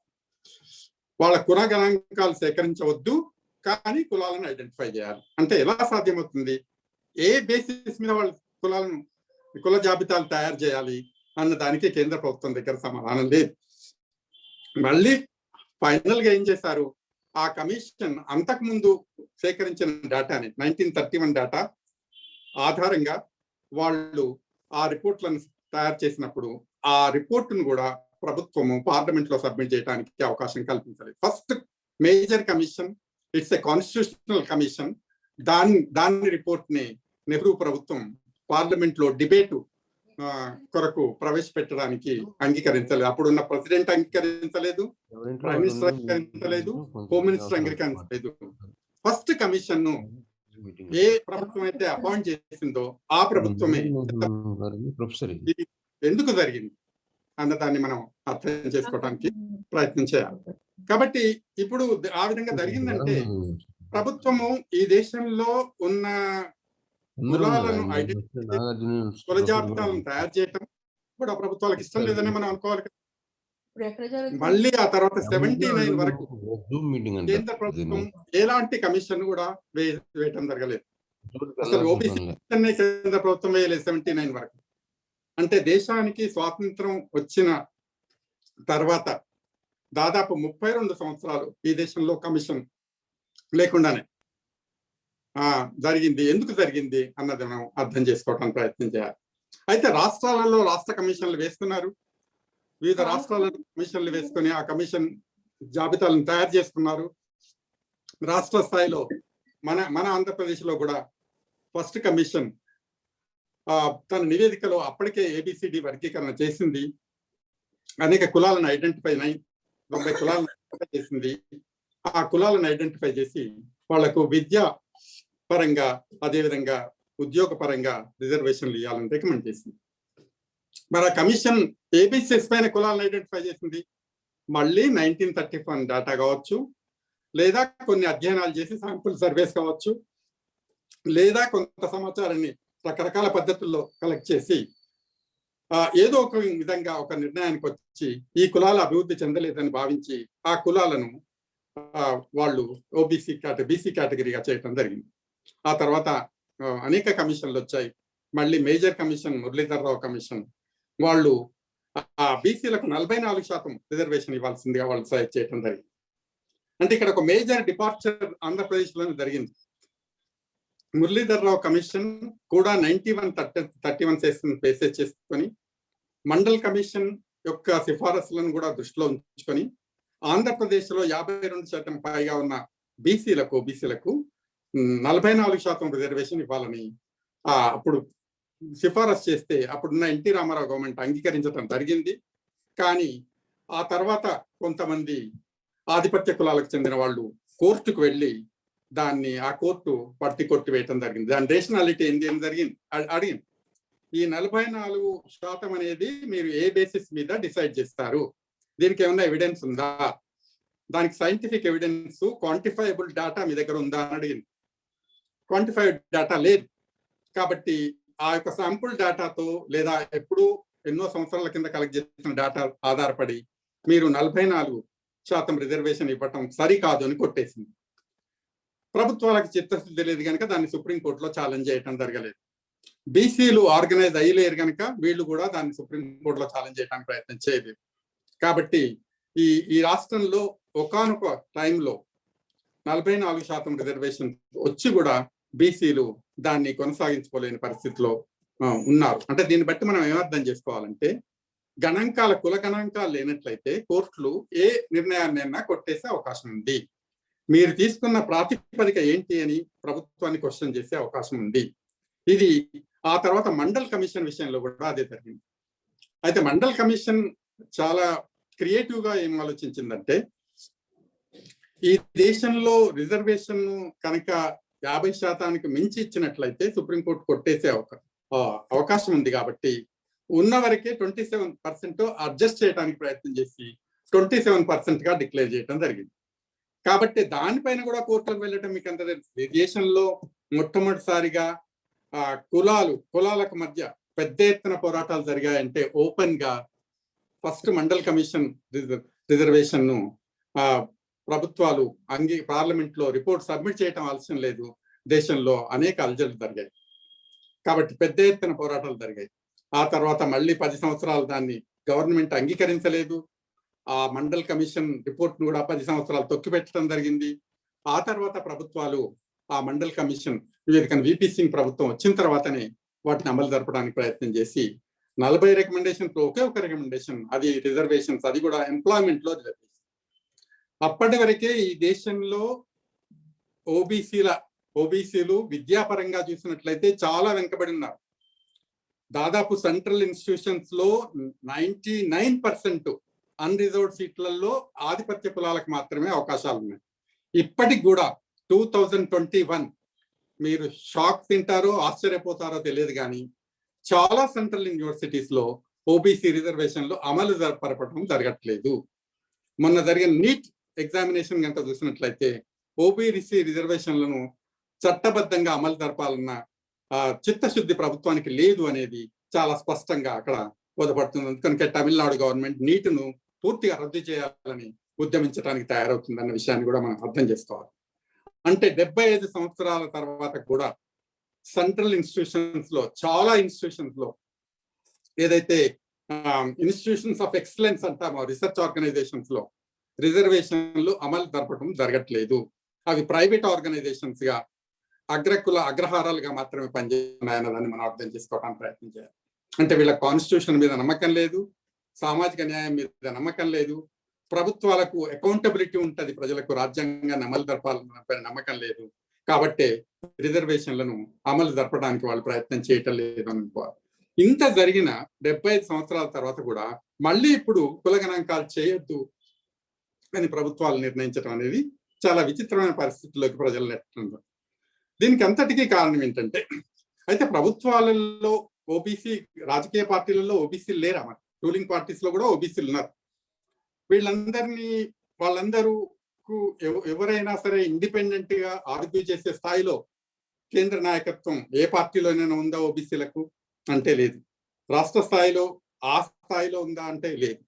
కేవలం సోషలిస్ట్ పార్టీస్ వచ్చిన తర్వాత కొన్ని సౌత్ ఇండియాలో పెరియార్ నాయకత్వంలో, అదేవిధంగా అటు కేరళలో కావచ్చు, అదేవిధంగా తమిళనాడులో కావచ్చు, కర్ణాటకలో కావచ్చు, మహారాష్ట్రలో కావచ్చు, కొంత ఓబీసీ చైతన్యం మహాత్మా జ్యోతిరావు పూలే వల్ల కావచ్చు, లేదా నారాయణ గురు, సాహు మహారాజ్ వల్ల కావచ్చు, పెరియార్ వల్ల కావచ్చు, వీళ్ళ యొక్క ఇన్ఫ్లుయెన్స్ లో అక్కడ జరిగిన ఉద్యమాలలో అక్కడ ఓబీసీలకు న్యాయం జరగాలని కొంత పోరాటాలు జరగటం అనేది మనం చూసాం. దానివల్ల కొంతవరకు న్యాయం జరిగింది. కానీ నార్త్ ఇండియాలో మళ్ళీ సోషలిస్ట్ పార్టీ వచ్చిన తర్వాతనే రామ్ మనోహర్ లోహియా మొట్టమొదటిసారిగా తన రాజకీయ సోషలిస్ట్ పార్టీలో కూడా 50% రిజర్వేషన్ ఓబీసీలకు ఇవ్వాలి, పాపులేషన్ బేసిస్ మీద రాజకీయ పదవులన్నీ 50% ఓబీసీలకు ఇవ్వాలి, 50% ఉమెన్ కి ఇవ్వాలి. ఈ దేశంలో తరతరాలుగా ఏ విధంగానైతే కుల వ్యవస్థ వల్ల అనేక వేలాది కులాలు కులపీడన గురవుతున్నారో, స్త్రీలు కూడా అదే మనుధర్మ శాస్త్రంలో ఆధారంగా స్త్రీలు కూడా పీడనకు గురవుతున్నారు. కాబట్టి వాళ్ళకు కూడా రిజర్వేషన్ ఇవ్వాలి అని నిశ్చయించి పెద్ద ఎత్తున ఉద్యమాలు చేయడం వల్లనే మనకు యూపీలో కావచ్చు, బీహార్లో కావచ్చు, ఇంకా మధ్యప్రదేశ్లో కావచ్చు, కొన్ని రాష్ట్రాలలో ఓబీసీ చైతన్యం వచ్చి కొన్ని ఓబీసీ కులాలు రాజ్యాధికారంలో పాల్పంచుకోవడానికి అవకాశం లభించింది. ఆ తర్వాత అనేక పోరాటాలు, పెద్ద ఎత్తున జేపీ ఉద్యమం జరగటం, ఎమర్జెన్సీకి వ్యతిరేకంగా పోరాటాలు, ఆ తర్వాత వచ్చిన ప్రభుత్వాలలో పెద్ద ఎత్తున ఓబీసీలకు అటు నార్త్ ఇండియాలో కొన్ని రాష్ట్రాల్లో అవకాశాలు లభించాయి. అప్పటి నుంచి వాళ్ళు సెన్సస్ యొక్క ఆవశ్యకతను ఆ పార్టీలు కూడా గుర్తించడం జరిగి తప్పనిసరిగా సెన్సస్ జరపాల్సిందే అని ఒక ప్రెషర్ గ్రూప్ బిల్డప్ అయింది. కాబట్టి తమిళనాడులో వాళ్లకు సంబంధించినంత వరకు వాళ్ళ రిజర్వేషన్స్ మెయింటైన్ చేసుకుంటూ వచ్చారు. 69% రిజర్వేషన్స్ ఏ దేశంలో లేని విధంగా వాళ్ళ రాజ్యాంగంలో సపరేట్ షెడ్యూల్లో 9th షెడ్యూల్లోనే చేర్పించి వాళ్ళ రిజర్వేషన్ అమలు జరిపే విధంగా వాళ్ళు పెద్ద ఎత్తున ఉద్యమాలు చేయటం అనేది, ప్రభుత్వంపై ఒత్తిడి తీసుకురావటం అనేది జరిగింది. కాబట్టి వాళ్ళకు రిజర్వేషన్లు అమలు జరుపుతున్నాయి, అన్ఛాలెంజ్డ్ గా అక్కడ అమలు జరపబడుతున్నాయి. కానీ నార్త్ లో ఆ విధంగా జరగకపోవడం వల్ల వీళ్ళు పెద్ద ఎత్తున ఉద్యమాలు చేసి ప్రభుత్వాలలో చట్టాలు తీసుకురావడానికి ప్రయత్నం చేశారు. ఆ తర్వాత సెన్సస్ గణాంకాలు అనేవి బేసిస్ కాబట్టి కోర్టులన్నీ గణాంకాలు అడుగుతున్నాయి కాబట్టి కుల గణాంకాలు సేకరించాల్సిందిగా సోషలిస్ట్ పార్టీస్ చెందిన నాయకులే అటు చాలా రాష్ట్రాలలో ఒత్తిడి పెంచడం అనేది జరుగుతుంది. ఆ ఒత్తిడి ఎంత దూరం పోయిందంటే 2010 వరకు వచ్చే వరకు పార్లమెంట్ లో పెద్ద ఎత్తున ఈ అన్ని పార్టీలు అటు సౌత్ నార్త్ పార్టీలన్నీ కలిపి ప్రభుత్వంపై ఒత్తిడి తీసుకొచ్చాయి. అప్పుడున్న ప్రభుత్వంపై కాంగ్రెస్ ప్రభుత్వం, యూపీఏ ప్రభుత్వం పైన ఒత్తిడి తీసుకురావటం వల్ల కాంగ్రెస్ లో ఉన్న కొంతమంది నాయకులు కూడా పెద్ద ఎత్తున ఒత్తిడి తీసుకురావటం. అప్పుడు బీజేపీ కూడా సమర్థించింది కదా అని ఇంతకుముందు నూర్ పాషా గారు చెప్పారు. వెంకయ్య నాయుడు పార్లమెంట్ లో చాలా సుదీర్ఘమైన ఉపన్యాసం ఇచ్చి గణాంకాలు కావాల్సిన అవసరం గురించి చాలా డీటెయిల్డ్ గా మాట్లాడాడు. చాలా మంది నాయకులు కూడా మాట్లాడారు బీజేపీ తరఫున. అప్పుడు కులగణ ఎందుకంటే కాంగ్రెస్ పార్టీ గవర్నమెంట్ ఉంది, కాంగ్రెస్ నిర్కారణలో పనిచేయాలని పొలిటికల్ మోటివ్ కావచ్చు, ఇంకేదైనా కావచ్చు. అప్పుడు ప్రభుత్వానికి ఇష్టం లేదు. అప్పుడు చిదంబరం దాన్ని పూర్తిగా వ్యతిరేకించాడు, ప్రణబ్ ముఖర్జీ వ్యతిరేకించాడు. ప్రభుత్వానికి ఇష్టం లేదు. ఆ పరిస్థితుల్లో ఈ అపోజిషన్ పార్టీ వాళ్ళు కావాలని పట్టుబట్టారు. పెద్ద ఎత్తున పార్లమెంట్ లో గొడవ చేయడం వల్ల అప్పుడు ప్రభుత్వం అంగీకరించక తప్పలేదు. ప్రభుత్వం అంగీకరించక తప్పలేదు. వాళ్ళు ఈసారి 2011 సెన్సెస్ లో 11 సెన్సెస్ లో ఖచ్చితంగా కుల అంశాన్ని చేరుస్తామని వాళ్ళు పార్లమెంట్ లో ప్రామిస్ చేశారు. పార్లమెంట్ లో ప్రామిస్ చేసి ఆ తర్వాత పార్లమెంట్ అయిపోయింది, 2011 వచ్చింది. కానీ ఫైనల్ గా వాళ్ళు కుల గణాంకాలు చేపట్టమని వెళ్ళి మళ్ళీ యూటర్న్ తీసుకోవటం జరిగింది. కాబట్టి యూపీఏ గవర్నమెంట్ యూటర్న్ తీసుకుంది, ప్రామిస్ చేసింది, యూటర్న్ తీసుకుంది.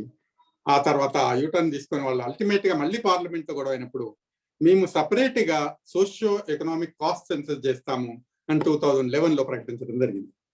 ఆ 2011 లో దేశవ్యాప్తంగా సెన్సస్ డిపార్ట్మెంట్ కాకుండా వాళ్ళు కొన్ని rural development, Panchayati Raj, urban development departments తో ఈ సెన్సస్, ఈ డేటా కలెక్ట్ చేయడం, సోషియో ఎకనామిక్ డేటా కలెక్ట్ చేయడం జరిగింది. ఆ డేటాను చిత్తశుద్ధితో కలెక్ట్ చేయటం జరగలేదు కనుక ఆ తర్వాత డేటా కలెక్ట్ చేసిన తర్వాత రిపోర్ట్ను బయట పెట్టడానికి యూపీఏ గవర్నమెంట్ ప్రయత్నం చేయలేదు. ఆ తర్వాత ఫుల్ రిపోర్టు మళ్ళీ ఎన్డీఏ గవర్నమెంట్ వచ్చాకనే సబ్మిట్ చేయడానికి ప్రయత్నం చేశారు. ఆ full report NDA government submit చేసినప్పుడు బీజేపీ నాయకత్వంలో దాన్ని పరిశీలించి రిలీజ్ చేస్తామని ప్రామిస్ చేసి, దీని యొక్క ఆవశ్యకత ఎంతో ఉంది అని ప్రామిస్ చేసి పార్లమెంట్ లో వాళ్ళు దాన్ని రిలీజ్ చేయడానికి ఆ తర్వాత ఇష్టపడలేదు. ఎందుకు ఇష్టపడలేదంటే వాళ్ళు కర్సరీగా ఎగ్జామిన్ చేసి చూసినప్పుడు దాంట్లో అనేక తప్పులు ఉన్నాయని భావించి ఆ తప్పులను సవరించడానికి వాళ్ళు అప్పుడున్న నీతి ఆయోగ్ అరవింద్ పంగారియానికి ఒప్పైపడడం జరిగింది. ఆ కమిటీ వేసి ఆ కమిటీ ఎగ్జామిన్ చేస్తుందని కానీ కమిటీ చైర్మన్ డిక్లేర్ చేశారు, కమిటీ మెంబర్స్ అపాయింట్ చేయాలి.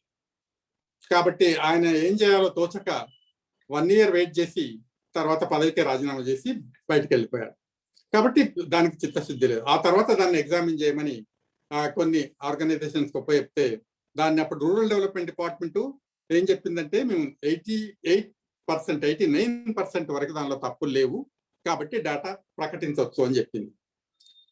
కానీ ఆ తర్వాత ప్రభుత్వాలు చెప్పింది ఏంటంటే పార్లమెంట్ సబ్మిట్ చేసిందో దీనిలో వేలాది కులాలు ఉన్నాయి, లక్షలాది కులాలు ఉన్నాయి, ఐడెంటిఫై చేయడం జరిగింది. వాటిన్నిటిని క్లాసిఫై, అది వాస్తవంలో నిజం కాదు. ఎందుకంటే అనేక రీజన్స్ చెప్పారు వాళ్ళు. గోత్రాలు ఉంటాయి, కులాలు ఉంటాయి, తర్వాత సబ్ కేటగిరీస్ ఉంటాయి, ఉప కులాలు ఉంటాయి, ఈ విధంగా లక్షలాది కులాలు వచ్చాయి. దీన్ని ఎగ్జామిన్ చేయడం సాధ్యం కాదు, అది అంత వాస్తవాలు కాదు. కాబట్టి తప్పుల తడక అని వాటిని పూర్తిగా ఆ సమాచారాన్ని తొక్కిపెట్టి అప్పుడు ఏం డిక్లేర్ చేశారంటే 2021 సెన్సెస్ లో మేము కుల గణాంకాలను చేరుస్తామని మళ్ళీ ఎన్డీఏ గవర్నమెంట్ డిక్లేర్ చేసింది. కాబట్టి ఈ సోషియో ఎకనామిక్ కాస్ట్ సెన్సస్ డేటాను అప్పుడు ప్రకటించకుండా ఉండటానికి పార్లమెంటుకు వాళ్ళు మిస్లీడ్ ఏం చేశారంటే 2021 లో మేము తప్పనిసరిగా కాస్ట్ సెన్సస్ చేస్తామని ప్రకటించడం జరిగింది. ఆ 2021 సెన్సెస్ లో కాస్ట్ సెన్సస్ చేద్దామని పార్లమెంట్ లో కూడా ప్రకటించడం జరిగింది. అప్పుడున్న హోమ్ మినిస్టర్ బీజేపీ తరఫున ప్రకటించాడు. దాని తర్వాత దానికి సంబంధించిన చర్య తీసుకుంటున్నామని రిజిస్ట్రార్ జనరల్ తో మాట్లాడి ఈ ప్రెస్ కాన్ఫరెన్స్ లో కూడా ప్రకటించడం జరిగింది. కానీ మళ్ళీ మొదటికే వచ్చింది.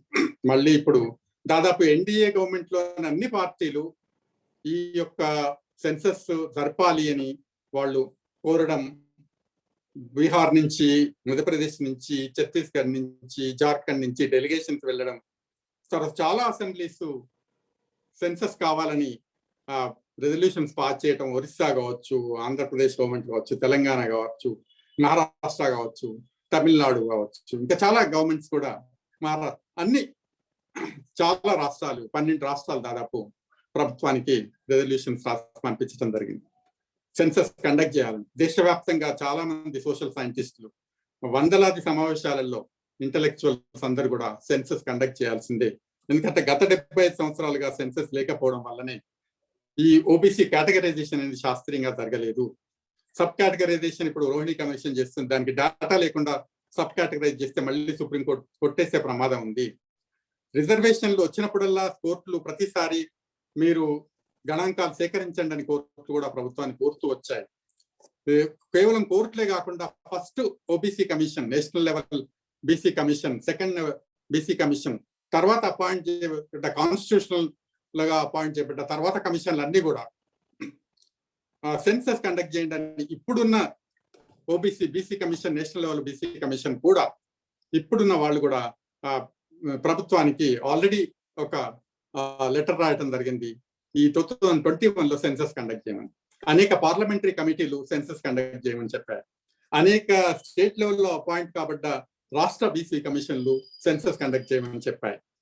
చాలా రాష్ట్రాలు చెప్పాయి. అయినప్పటికీ కేంద్ర ప్రభుత్వం ముందు అంగీకరించి మళ్ళీ యూటర్న్ తీసుకోవడం జరిగింది. ఎందుకు ఈ విధంగా జరిగింది? మనకు బిగినింగ్ లో ఒక క్వశ్చన్ రేజ్ చేస్తారు. ఎందుకు ఈ విధంగా జరిగింది? ఎందుకు స్టాండ్ చేంజ్ చేస్తూ ఎందుకు యూటర్న్ తీసుకోవటం జరిగింది అంటే ఇక్కడ ప్రధానంగా యూటర్న్ తీసుకోవడానికి కారణం కులం మాత్రమే. ఎందుకంటే అగ్ర కులాలు స్టేటస్ కో, ఆధిపత్య కులాలు తమ ఆధిపత్యం స్టేటస్ కో లో ఉండాలి అంటే యథాతథ స్థితి కొనసాగాలంటే వాళ్ళు ఈ కుల గణాంకాలు జరపడానికి వీల్లేదు. ఎందుకంటే కుల గణాంకాలు జరిపితే ఏ కులం జనాభా ఎంత ఉందో తెలుస్తుంది, మొత్తం ఓబీసీల జనాభా ఎంత ఉందో తెలుస్తుంది. ఎందుకంటే ఈ దేశంలో మనం కనుక చూసినట్లయితే ఓబీసీల జనాభా ఎంత అంటే ప్రభుత్వం ఇప్పుడు ఖచ్చితంగా ఆన్సర్ ఇచ్చే పరిస్థితులు లేదు. ఎందుకు లేదు అంటే అప్పటి నుంచి 1931లో సెన్సస్ ఆధారపడే ఎవరైనా చెప్పాల్సిందే. అంతేకాని దాన్ని ప్రొజెక్షన్స్ వర్కౌట్ చేసి మండల్ కమిషన్ 52% జనాభా ఓబీసీలు ఈ దేశంలో ఉన్నారు అని చెప్పింది, అది చెప్పాల్సిందే. కానీ వాస్తవ గణాంకాల ఆధారం చేసుకొని ఓబీసీలు ఎంత అంటే చెప్పలేదు. ఇంకొక వైపు ప్రభుత్వమే చాలా విచిత్రంగా ఓబీసీలు ఎంతమంది ఉన్నారు అన్నప్పుడు రకరకాల నివేదికలు ఇచ్చింది. దాంట్లో 20% దగ్గర నుంచి దాదాపు 52% మాక్సిమం పర్సెంటేజ్. అంటే ఓబీసీలు ఎంత అన్నది రకరకాల కమిటీలు రకరకాల ఎస్టిమేషన్ ఇచ్చాయి ఈ దేశంలో.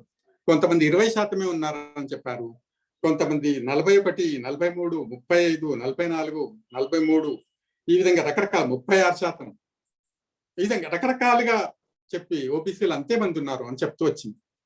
మరి ప్రభుత్వం దేన్ని ఫాలో అవుతుంది ఇప్పుడు అంటే 75 సంవత్సరాల తర్వాత కూడా ఈ దేశంలో ఓబీసీలకు రిజర్వేషన్లు ఇస్తూ వచ్చారు, కుల జాబితాలు తయారవుతున్నాయి, అనేక వందలాది డెవలప్మెంట్ ప్రోగ్రామ్స్ మనకు మోడీ గవర్నమెంట్ చాలా సందర్భాల్లో చెప్తూ వచ్చింది ఏంటంటే 170కి పైగా మేము సంక్షేమ కార్యక్రమాలను పథకాలను రూపొందించామని చెప్తుంటారు. లక్షలాది రూపాయలు, కోట్లాది రూపాయలు మేము ఖర్చు పెడుతున్నాం అని చెప్తూ ఉంటారు. కాబట్టి ఇవన్నీ చెప్తున్న సందర్భంలో ఎవరికి ఖర్చు పెడుతున్నారు, అసలు ఓబీసీలో ఎవరికి తెలియనప్పుడు ఎవరికి ఖర్చు పెడుతున్నారు అన్నది ఇక్కడ ప్రధానమైన ప్రశ్న. కాబట్టి కోట్లాది రూపాయలు ఎక్కడికి వెళ్తున్నాయి, లక్షల కోట్ల బడ్జెట్లన్నీ, సంక్షేమ బడ్జెట్లన్నీ ఎక్కడికి వెళ్తున్నాయి, ఇప్పటికీ ఆత్మహత్యలు ఎందుకు జరుగుతున్నాయి, ఇప్పటికీ వలసలు అనేవి ఇంకా పెరిగిపోతున్నాయి, ఇప్పటికీ చాలా రాష్ట్రాల నుంచి వలసలు అనేవి పెరుగుతున్నాయి, వృత్తుల విధ్వంసం ఇప్పటికీ కొనసాగుతుంది. మీకు అందరికీ తెలుసు బ్రిటిష్ వారి పీరియడ్లో ఏ విధంగానైతే చేతి వృత్తులు విధ్వంసానికి గురయ్యాయో, ఆ తర్వాత స్వాతంత్రం వచ్చిన తర్వాత కూడా అప్పుడు స్వాతంత్రం సందర్భంలో 50 నుంచి 60% పైగా చేతి వృత్తులపై ఆధారపడిన అగ్రికల్చర్ తర్వాత మళ్ళీ వ్యవసాయం తర్వాత చేతి వృత్తులపైనే ఆధారపడిన వాళ్ళు ఆ పెద్ద ఎత్తున ఉన్నారు. అవి మళ్ళీ ఇప్పటికీ విధ్వంసానికి గురవుతున్నాయి, ఆత్మహత్యలు అనేవి కొనసాగుతున్నారు, రైతులు ఆత్మహత్యలు చేసుకుంటున్నారు, వలసలు అనేవి పెరిగిపోతున్నాయి. విద్య అనేది అందరికీ అందుబాటులో ఇప్పటికీ లేదు. ఇప్పటికీ ప్రభుత్వ లెక్కల ప్రకారమే దాదాపు 34% ఈ దేశంలో ఇప్పటికీ నిరక్షరాస్యులుగానే ఉన్నారు. ఎందుకు నిరక్షరాస్యత? తెలంగాణ, ఆంధ్ర ప్రాంతంలో చూసినట్లయితే పెద్ద ఎత్తున నిరక్షరాస్యత ఉంది, 45% నిరక్షరాస్యత ఉంది. నేషనల్ యావరేజ్ కన్నా ఎక్కువ ఉంది. ఎందుకు 75 సంవత్సరాల తర్వాత కూడా ఈ ఓబీసీలు అనబడే వాళ్ళు ఎందుకు చదువుకు నోచుకోలేదు? కేవలం మొన్న ఇంటిగ్రేటెడ్ డిస్ట్రిక్ట్ ఎడ్యుకేషన్ స్టాటిస్టిక్స్ కనుక చూసినట్లయితే ప్రైమరీ స్టేజ్ లో 45% బీసీలు అక్కడ అడ్మిట్ అవుతున్నారని మొన్న లేటెస్ట్ 2021 రిపోర్ట్. లేటెస్ట్ ఎడ్యుకేషన్ లో అంతమంది ఉన్నారు. మరి 52% ఉంటే 45% ఎందుకు ఉంది? ఎందుకు ఉన్నారు ఇప్పటికి కూడా? ఆ 40% ప్రైమరీలో ఉన్నారు కానీ మళ్ళీ హై స్కూల్ వరకు వెళ్లే వరకు 60% డ్రాప్అవుట్స్ ఎందుకున్నారు? అదేవిధంగా యూనివర్సిటీ ఎడ్యుకేషన్ వరకు వెళ్లే వరకు 7% ఓబీసీలు మాత్రమే యూనివర్సిటీ ఎడ్యుకేషన్ లో ఉన్నారు. దీన్ని బట్టి చూస్తే విద్య కూడా అందలేదు. కనీసం విద్య అనకపోతే ఉన్నతోద్యోగాలు అందవు. మనకు ఉన్నతోద్యోగాలు చూసినట్లయితే మాక్సిమం 20% మనకు కనపడతాయి ఆల్ ఇండియా సర్వీసెస్ లో, సెంట్రల్ సర్వీసెస్ లో. ఎందుకు అంతవరకే ఉన్నాయి? అది కూడా లోవర్ లెవెల్ పొజిషన్స్ ఎక్కువగా ఉన్నాయి, హైయర్ లెవెల్ పొజిషన్స్ లేరు. ఐఏఎస్ ఆఫీసర్స్, ఐపీఎస్ ఆఫీసర్స్ కనుక చూసినట్లయితే ఓబీసీల్లో ఇప్పటికీ చాలా తక్కువ. ఎస్సీ ఎస్టీల కన్నా తక్కువ సంఖ్యలో ఉన్నారు వాళ్ళు. 52% జనాభా రిజర్వేషన్ల అమలు వస్తున్న క్రమంలో వాళ్ళకు ఎందుకు ఈ central services, all India services లో వాళ్ళకి అవకాశాలు రావటం లేదు? ఎందుకు ఈ ఎంబీసీలు అనబడే వాళ్ళు, సంచార జాతులకు చెందిన వాళ్ళు ఇంకా నికృష్టమైన బతుకుతున్నారు అన్నది దగ్గర ప్రభుత్వానికి సమాధానం లేదు. వాళ్ళకి సంబంధించిన ప్రోగ్రామే లేదు. వాళ్ళను ఎడ్యుకేషన్ వాళ్ళకి ప్రొవైడ్ చేయడానికి, హౌసింగ్ ప్రొవైడ్ చేయడానికి, వాళ్ళ స్థిర నివాసం ఏర్పాటు చేసుకోవడానికి అసలు గవర్నమెంట్ దగ్గర ఒక ప్రోగ్రామ్ కూడా లేదు. ప్రోగ్రామ్ లేకుండా వాళ్ళు ఎట్లా అభివృద్ధి? 12% పాపులేషన్ సంచార జాతులు ఉన్నారు ఈ దేశంలో. ఆ 12% పాపులేషన్ కు ఒక నేషనల్ లెవెల్ ప్రోగ్రామ్ ఇంతవరకు కూడా 70 సంవత్సరాల తర్వాత కూడా లేదు. వాళ్ళు చాలా ఎస్సీ ఎస్టీల కన్నా కింది స్థాయిలో ఉన్నారు. మీకు దీనికి బెస్ట్ ఎగ్జాంపుల్ నేను చెప్తాను. ఆంధ్రప్రదేశ్ లో పుట్టుస్వామి కమిషన్ గురించి వినే ఉంటారు. పుట్టుస్వామి కమిషన్ ఆంధ్రప్రదేశ్ లో వాళ్ళు మండల్ మెథడాలజీ కన్నా ఒక స్టెప్ ముందుకేసి ఆంధ్రప్రదేశ్ లో ఉన్న ప్రజల సామాజిక, ఆర్థిక, సాంస్కృతిక, రాజకీయ నేపథ్యాన్ని కూడా పరిశీలించి దాని ద్వారా ఏ కులం ఎంత అభివృద్ధి చెందిందో కంపారిటివ్ గా అతను అధ్యయనం చేశాడు. దానికి హానూరావు అనే ఒక ఎక్స్పర్ట్ నియమించాడు ఆయన. ఆ హానూరావు కమిటీ ఏం చెప్పిందంటే, వాళ్ళు మొత్తం అప్పుడున్న 172 కులాలను విశ్లేషించారు. దాదాపు 18.60 లక్షల హౌస్ హోల్డ్స్ ను ఇంటర్వ్యూ చేశారు. చాలా దేశంలోనే పెద్ద స్టడీ. ఆ స్టడీలో ఏం చెప్తారంటే, వాళ్ళు మొత్తం 1000 పాయింట్స్ ఇచ్చారు కులాలకు. ఒక్కొక్క కులానికి ఇన్ని పాయింట్స్ అంటూ ఇచ్చారు. ఆ పాయింట్స్ లో వాళ్ళు టాప్ 10,000 నుంచి అంటే 9,999 పాయింట్స్ బ్రాహ్మిన్స్ కు లభించింది. ఆ తర్వాత కమ్మాస్కి వచ్చింది, ఆ తర్వాత రెడ్డిస్కి వచ్చింది, ఆ తర్వాత వీళ్ళకు కాపుస్కి వచ్చింది, తర్వాత క్రిస్టియన్ మైనారిటీస్కి వచ్చింది, ఆ తర్వాత ఇట్లా ఈ విధంగా 5,000 పాయింట్స్ కన్నా కింద మళ్ళీ ఓబీసీ కులాలు ఉన్నాయి. అందులో ఎస్సీ ఎస్టీల కన్నా కింద చాలా సంచార జాతులు ఉన్నాయి. అంటే ఒక తులనాత్మక అధ్యయనం చేసినప్పుడు ఈ దేశంలో కులాలు ఏ విధంగా అసమానతలు ఉన్నాయి కులాల మధ్య అన్నది, ఎందుకు కొన్ని కులాలని నిరంతరంగా పాలిస్తూ వచ్చారు వాళ్ళు ఆయనక దాంట్లో మనకు ఆంధ్రప్రదేశ్ చరిత్ర చూస్తేనే తెలుస్తుంది. ఎందుకు మొదట్లో బ్రాహ్మలే పూర్తి అధికారంలో ఉండే, పార్టీ అధ్యక్షులు వాళ్లే ఉండేవాళ్ళు, చీఫ్ మినిస్టర్లు వాళ్లే ఉండేవాళ్ళు. వాళ్ళ దగ్గర నుంచి రెడ్డిస్ చేతిలోకి అధికారం ఎట్లా ట్రాన్స్ఫర్ అయింది, మళ్ళీ రెడ్డిస్ లోంచి కమ్మాస్ చేతిలోకి అధికారం ఎట్లా ట్రాన్స్ఫర్ అయింది, దాని తర్వాత మిగతా అగ్రకులాలు, రాజుస్, కాపుస్ కూడా అధికారంలోకి రావడానికి ఎలా ప్రయత్నం చేశాయి, మళ్ళీ తెలంగాణకు వచ్చే వరకు వెలమలు ఎట్లా అధికారంలోకి వచ్చారు. ఇవన్నీ కులాలే. ఈ కులాలకు నాయకత్వం వహించే వాళ్ళే. వాళ్ళ మొత్తం మనకు అన్ని చోట్ల, అన్ని రంగాలలో వాళ్ళే కనపడతారు. కాంట్రాక్టర్స్ వాళ్ళే కనపడతారు, బిల్డర్ వాళ్ళే కనపడతారు, ఇండస్ట్రీ వాళ్ళ కంట్రోల్లోనే ఉంటుంది, అన్ని రకాల ఇండస్ట్రీస్, ప్రొడక్షన్ వాళ్ళ కంట్రోల్లో ఉంటుంది, డిస్ట్రిబ్యూషన్ వాళ్ళ కంట్రోల్లో ఉంటుంది, ఐటీ ఇండస్ట్రీ, సినిమా ఇండస్ట్రీ, తర్వాత కొత్త పవర్ జనరేషన్, ప్రైవేట్ సెక్టార్ లో పవర్ జనరేషన్, ఇవన్నీ వాళ్ళకని. ఎందుకు వాళ్ళే. మరి మిగతా వాళ్ళంతా జనం గారా? 70 సంవత్సరాల తర్వాత మిగతా వాళ్ళు అసలు అభివృద్ధి చెందలేదా? ఉద్యోగాలలో వాళ్ళే ఉంటారు, తర్వాత top positions all India service లో వాళ్ళే ఉంటారు. ఎందుకు ఈ విధంగా జరుగుతూ వచ్చింది అన్నప్పుడు జరిగేది ఏంటంటే, యథాతథ స్థితి కొనసాగాలని కోరుకున్న వాళ్ళే. ఆ యథాతథ స్థితి కొనసాగాలంటే కుల గణాంకాలు ఈ దేశంలో ఉండటానికి వీల్లేదు. కాబట్టి పైకి ఎప్పుడైతే ప్రెషర్ వస్తుందో జరుపుతామని చెప్పటము, మళ్ళీ జరపకపోవడము, ఒకవేళ జరపడానికి ప్రయత్నం చేసిన అన్ని తప్పులు ఉన్నాయని చెప్పడము. తెలంగాణలో సమగ్ర కుటుంబ సర్వే అని కండక్ట్ చేయడం జరిగింది, ఒక రోజు వరల్డ్ రికార్డ్ అని చెప్పడం జరిగింది. కానీ అదంతా మళ్ళీ తప్పులు తడకాని దాన్ని చెత్తబుట్టలో వేయటం జరిగింది. కానీ ఇక్కడ ఎన్డీఏ గవర్నమెంట్ కానీ టిఆర్ఎస్ గవర్నమెంట్ కానీ చేసింది ఏంటంటే, ఆ గణాంకాలు విలేజ్ వైజ్ గణాంకాలను ఆ పార్టీ, ఆ గవర్నమెంట్ తనకు అనుకూలంగా యూజ్ చేసుకోవడానికి ప్రయత్నం చేసింది. Even socio economic census report కూడా కేంద్రంలో యూపీ ఎన్నికల అప్పుడు లాస్ట్ టైం జరిగిన యూపీ ఎన్నికలలో అక్కడున్న సమాచారాన్ని, విలేజ్ వైజ్ సమాచారాన్ని, బ్లాక్ వైజ్ సమాచారాన్ని, జిల్లా సమాచారాన్ని వాళ్ళు ఉపయోగించుకొని దాని ద్వారా election strategies, electoral strategies, political strategies, ఈ విధంగా ఎంతో మంది స్ట్రాటజిస్టులు ఉన్నారు మన దగ్గర, వాళ్ళని ఉపయోగించుకొని ఎన్నికల్లో గెలవడానికి ఈ ఎంబీసీలను, ఇంకా కింది కులాలను తమ వైపుకు తిప్పుకోవడానికి ఓబీసీ ఓట్ షేర్ అనేది మీరు కనుక గత అనేక సంవత్సరాలుగా చూసుకున్నట్లయితే ఏ విధంగా పెరుగుతూ వచ్చింది బీజేపీకి అన్న చాలా స్పష్టంగా. అయితే వాళ్ళు మాత్రం గణాంకాలను పార్టీ కొరకు యూజ్ చేసుకుంటారు, కానీ ప్రభుత్వం కొరకు మాత్రం గణాంకాలు యూజ్ చేయరు.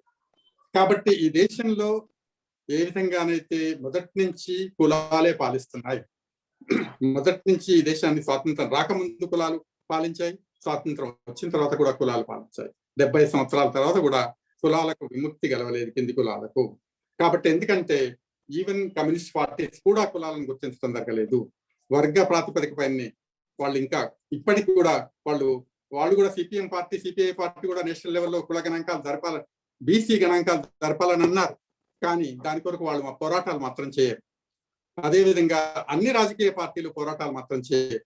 ఎన్డీఏ గవర్నమెంట్ లో భాగస్వామ్య పార్టీలు కూడా మేము పోరాటాలు చేస్తామంటారు, కానీ వాళ్ళు పోరాటాలు చేయరు. ఎందుకంటే వాళ్ళ రాష్ట్రాలలో ఈ పొలిటికల్ స్ట్రాటజిస్టులు అందరూ వాళ్ళు కనుక కుల గణాంకాలు బయట పెడితే వాళ్ళ ఉనికికే ప్రమాదం అని ఇప్పుడున్న గవర్నమెంట్, ఎన్డీఏ గవర్నమెంట్ బీహార్ లో కూడా భావిస్తుంది కనుక వాళ్ళు కూడా పోరాటాలు చేయరు.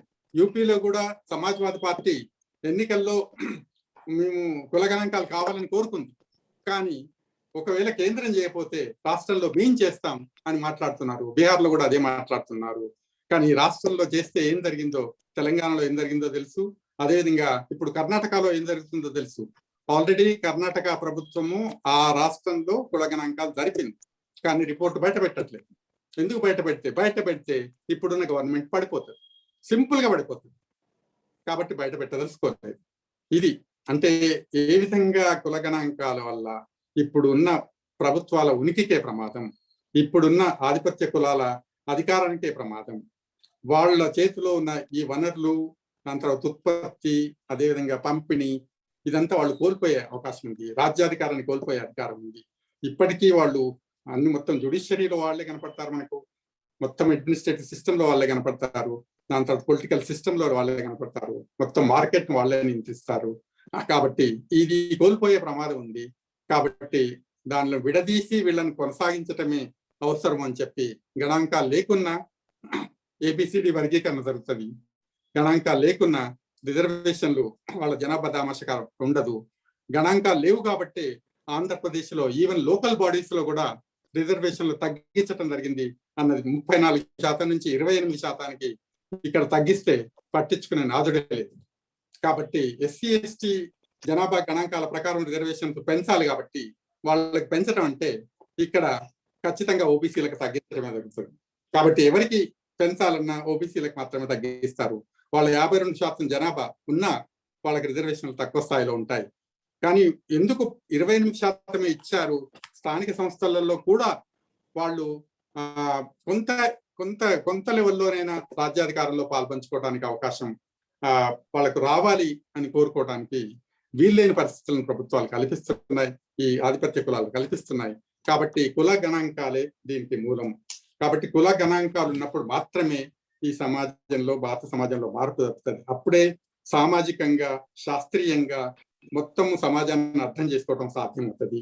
కాబట్టి మొత్తం పాపులేషన్ డీటెయిల్స్ అప్పుడే ప్రభుత్వానికి దగ్గర ఉండే అవకాశం ఉంది. దాని తర్వాత మార్పులు ఏమైనా జరుగుతున్నాయా లేదా? 70 సంవత్సరాల నుంచి ఆజాదీ కా అమృత మహోత్సవ సెలబ్రేషన్ జరుపుకున్నంత మాత్రాన కాదు, ఈ 75 సంవత్సరాల్లో సామాజిక మార్పు ఏ విధంగా ఉంది అన్నది గణాంకాల ద్వారా మాత్రమే అర్థమవుతుంది. కాబట్టి ఈ పాలసీ విధాన నిర్ణయాలు ఇక్కడ అభివృద్ధి చెందని జాతులకు కులాలకు వర్తింపజేయాలంటే, ప్రాంతాలకు వర్తింపజేయాలంటే తప్పనిసరిగా కుల గణాంకాలు అనేవి అవసరము. ప్రభుత్వం ఎప్పుడైనా పథకాలు, అభివృద్ధి పథకాలు, సంక్షేమ పథకాలు వేస్తున్నామంటే కుల గణాంకాలు అనేవి తప్పనిసరి. అదేవిధంగా ఓబీసీ లిస్టులను తయారు చేయాలన్నా మీకు రాజ్యాంగంలో ఏముంది? రిజర్వేషన్లు 10 సంవత్సరాల వరకే ఉంటాయి, ఆ తర్వాత రద్దు చేయడం జరుగుతుంది అని రాజ్యాంగంలో ఉంది. కానీ ఎవ్రీ 10 years కు ఎక్స్టెండ్ చేస్తూ పోతున్నారు. మరి ఎక్స్టెండ్ చేస్తూ పోతున్నారు అంటే వాళ్ళ ప్రాతిపదిక ఏంటి? ఏ ప్రాతిపదిక పైన ఎక్స్టెండ్ చేస్తున్నారు? దానికి ఒక సైంటిఫిక్ ఎవిడెన్స్ అయితే వాళ్ళ దగ్గర ఉండాలి కదా. అంటే అభివృద్ధి చెందలేదనా, అభివృద్ధి చెందలేదు కాబట్టి ఎక్స్టెండ్ చేయడం జరుగుతుందా అన్నది కూడా మనం పరిశీలించాలి. జాబితాలోంచి కమిషన్లు కొన్ని ఎదిగిన కులాలను తీసివేయటం, కొత్త కులాలను చేర్చుకోవటం, దానికి కూడా ఎవిడెన్స్ కావాలి కదా. ఈ కమిషన్లన్నీ గాల్లోనే వాక్యూమ్ నుంచే వాళ్ళు ఐడెంటిఫై చేస్తున్నారా కులాలను అన్నది కూడా చాలా ముఖ్యమైన అంశం. అదేవిధంగా ఈ దేశంలో కులం అనేది అసమానతకు మూలం, ఈ దేశంలో కులం అనేది పీడనకు మూలం, ఈ దేశంలో కులమే అసమానతలు సృష్టిస్తుంది కాబట్టి, అభివృద్ధిని నిరోధిస్తుంది కాబట్టి, విద్య చదువుకోవటానికి వీలు లేదు అని కులమే శాసించింది కాబట్టి, ఆ శాసించే దాన్ని మళ్ళీ మార్పు తీసుకురావాలంటే గణాంకాలు వచ్చినప్పుడు మాత్రమే వీళ్ళ విద్యలో, వీళ్ళ ఆరోగ్యంలో, వీళ్ళ హౌసింగ్ కండిషన్ లో, వీళ్ళ అభివృద్ధిలో, వీళ్ళ ఉపాధిలో, వీళ్ళ ఆదాయాల్లో వీళ్ళు వెనుకబడి ఉన్నారు అని గణాంకాల రూపంలో, లెక్కల రూపంలో చూపించినప్పుడు మాత్రమే చాలా స్పష్టమైన అవగాహన ప్రజలందరికీ కలిగే అవకాశం ఉంది, ప్రభుత్వానికి కూడా ఉండే అవకాశం ఉంది. అప్పుడు మాత్రమే కరెక్ట్ గా వాళ్ళు నిర్ణయాలు తీసుకోవడానికి అవసరం ఉంది. అదేవిధంగా ఈ సామాజిక విధానాలను రూపొందించేప్పుడు, సంక్షేమ విధానాలను రూపొందించేప్పుడు గత కాలం రూపొందించిన విధానాలు యొక్క ప్రభావం ఏ విధంగా ఉన్నదన్న ఖచ్చితంగా గణాంకాలు కావాల్సిందే. అదేవిధంగా మీరు ఈడబ్ల్యూఎస్ రిజర్వేషన్స్ ఇచ్చారు, దాని గణాంకాలు లేవు, కానీ సమర్థించుకోవడం జరుగుతుంది. కానీ అది కూడా అశాస్త్రీయం.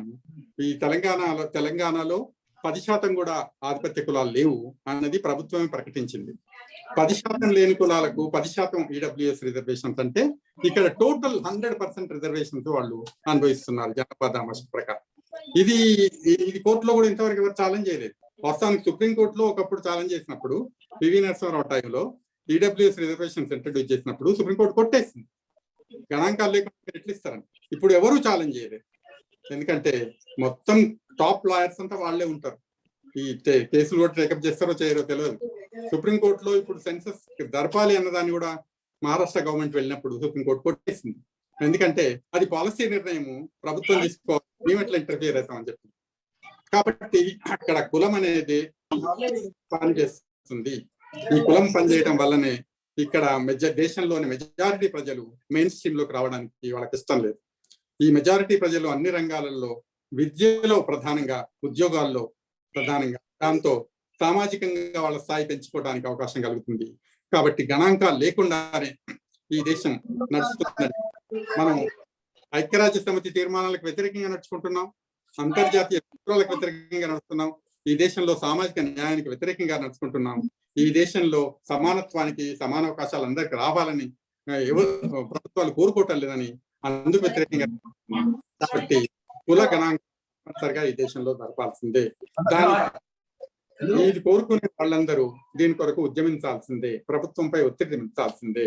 ఈ దేశం అభివృద్ధి చెందాలన్నా, సామాజిక మార్పు రావాలన్నా, కుల నిర్మూలన జరగాలన్నా ఇదే ప్రాతిపదిక. ఎందుకంటే కులాల వల్ల ఎవరు నష్టపోతున్నారని తెలుసుకున్నప్పుడే ఆ కింది కులాల వాళ్ళ చైతన్యం పెరిగే అవకాశం ఉంది, వాళ్ళు కులాలు పోవాలని వాళ్ళే పోరాడే అవకాశం ఉంది. ఎందుకంటే ఆధిపత్య కులాలకు కులం ఉంటేనే అధికారంలో కొనసాగుతారు. కాబట్టి ఫైనల్ గా నేను చెప్పేది ఏంటంటే, కంక్లూజన్ లో ఈ దేశంలో కుల గణాంకాల ద్వారా మాత్రమే సామాజిక మార్పు వస్తుంది, కుల గణాంకాల ద్వారా మాత్రమే కుల నిర్మూలన జరుగుతుంది. కుల గణాంకాలు, కుల లెక్కలు చాలా డీటెయిల్డ్ గా, సైంటిఫిక్ గా, క్వాంటిఫైయబుల్ డేటా మనం సంపాదించినప్పుడు అది సెన్సస్ ద్వారా మాత్రమే సాధ్యం. రాష్ట్ర ప్రభుత్వాలు కలెక్ట్ చేసిన కోర్టులు చట్టబద్ధత లేదు, కేంద్రానికే చట్టబద్ధ అధికారం ఉంది, సెన్సస్ చట్టం ఉంది, అది ఆ కేంద్రానికి అధికారం ఉంది. కాబట్టి ఆ అధికారాన్ని ఉపయోగించుకుని కుల గణాంకాలు నిర్వహించాల్సిన అవసరం ఉంది. దాని కొరకు కుల గణాంకాలు కోరుకునే వాళ్ళందరూ మనం దేశవ్యాప్తంగా ఉద్యమించాల్సిన అవసరం ఉంది, చైతన్యపరచాల్సిన అవసరం ఉంది అని కోరుకుంటూ ఈ అవకాశం ఇచ్చిన మిత్రులందరికీ నేను కృతజ్ఞతలు చెప్తున్నాను. సమయం ఎక్కువ తీసుకున్నా క్షమించండి. కాబట్టి ఇలాంటి చర్చలు అనేవి దేశవ్యాప్తంగా కొనసాగాలని కోరుకుంటూ ముగిస్తున్నాను. Thank you very much. Thank you అండి ప్రొఫెసర్ మురళీ మనోహర్ గారు. Thank you very much. అంటే మీరు పొద్దున్న లేచిన కాడ నుంచి ఇదే పనులు ఉంటారు కాబట్టి మళ్ళీ అలవోకగా మాట్లాడేసారు, మంచినీళ్ళు తాగినట్లుగానే. Right, okay. మీరు మీరు వ్యాసాలు రాసిన వీడియో ఆన్ చేసుకోండి సార్, వీడియో ఆఫ్ లో పెట్టండి. వ్యాసాలు రాసిన బీసీలే, ప్రసంగాలు చేసిన బీసీలే, మీరు గాలి పీల్చినా కూడా బీసీలే. దానివల్ల మీకు అది బాగా కంఠపాఠంగా మొత్తం కూడా ఒక వరబడి లాగా మాట్లాడాలు కానివ్వండి, సమాచారం కానీ చాలా విస్తృతంగా. ఏదైనా చాలా ముఖ్యమైన పాయింట్లు ఏంటంటే భారతదేశం సంబంధించినంత వరకు కులమే ప్రధానమైనటువంటిది. కులం అనేటువంటిది అధికారాన్ని నిర్ణయిస్తుంది. కులం అనేది ఆస్తిని, సంపదను కూడా నిర్ణయిస్తుంది. కాబట్టి భారతదేశంలో కులమే ఒక వర్గం లాగా పనిచేస్తుంది అన్నటువంటి విషయం స్పష్టీకరించారు. రెండోది, ఈ కుల గణన అనేటువంటిది కనుక జరగకపోతే కుల నిర్మూలన కూడా జరగదనేటువంటి విషయాన్ని కూడా మీరు ప్రస్తావన చేశారు. అంటే కేవలం సంక్షేమ కార్యక్రమాలు, రిజర్వేషన్లు, అభివృద్ధి కార్యక్రమాలు అట్లాంటివి మాత్రమే రావటమే కాకుండా ఇది అసలు కుల నిర్మూలన కూడాను ఈ కుల గణన అనేటువంటిదే ముడిపడి ఉంటుంది అన్నటువంటి విషయం చెప్పారు. మూడో పాయింట్ నాకు గుర్తున్నటువంటిది ముఖ్యమైన విషయం ఏంటంటే, కేంద్ర ప్రభుత్వాలు ఎందుకు కులం అనేటువంటిది ముఖ్యమైనదని తెలిసినా కూడా కుల గణనకి ఎందుకు వాళ్ళు దాన్ని పట్టించుకోవటం లేదని అంటే, ఈ దేశంలో స్టేటస్ కో జరగాలంటే యథాతథ పరిస్థితి మాత్రమే కొనసాగాలని పాలక వర్గాలు కోరుకోవటం. రెండోది, అగ్రకులాల యొక్క ఆధిపత్యం ఎల్లకాలం కొనసాగాలని చెప్పానంటే, అంటే అగ్రకులాలు మాత్రమే రాజ్యాధికారంలో కొనసాగాలని చెప్పానంటే బీసీల జనగణన అన్నటువంటి జరగకుండా వాయిదా వేసుకోవాలన్నటువంటిది అగ్రకులాల యొక్క స్ట్రాటజీ అన్నటువంటి దాన్ని మరి చాలా చక్కగా వివరించారు. చివరగా పాయింట్ ఏంటంటే, ఎంత ఘోరాలు జరుగుతున్నా కూడా ఊరక నామకార్థంగా మాత్రమే కొన్ని పార్టీలు కులగణన మేము సమర్థిస్తున్నాం అంటయే కానీ అవి ఏవి కూడాను కంకణం కట్టి పోరాటాల్లోకి మాత్రం అవి ముందుకు రావటం లేదనే విషయం కూడా చెప్పారు. దీనికి బీసీ ప్రజలందరినీ కూడా బీసీ నాయకత్వాలు కానీ మేధావులు కానీ వాళ్ళందరూ మరింతగా చైతన్యపరుచుకుంటూ ముందుకు పోవటమే దీనికి పరిష్కారం అని మరి చాలా చక్కగా చెప్పారు. మరొకసారి I thank professor Murali Manohar గారు. ఇప్పుడు సమయం దాదాపు 7:50 దాకా అవుతుంది. ఇంకా 10 నిమిషాల్లో మనం ముగించాలని చెప్పి అనుకుంటున్నాం 8 గంటలకి. ఎవరికైనా సరే సందేహాలు కానీ దీని మీద ప్రశ్నలు కానీ ఉన్నట్లయితే వాళ్ళని ఆహ్వానిస్తున్నాను. వారు చేయి చూపించి వారు ఎవరైనా సరే ఇప్పుడు మన మురళీ మనోహర్ గారితో మాట్లాడవచ్చు. ప్రశ్న చాలా క్లుప్తంగా ఉండాలి, సూటిగా ఉండాలి, స్పష్టంగా ఉండాలి. ఎవరైనా మాట్లాడితే మాట్లాడండి. సార్ శరత్ గారు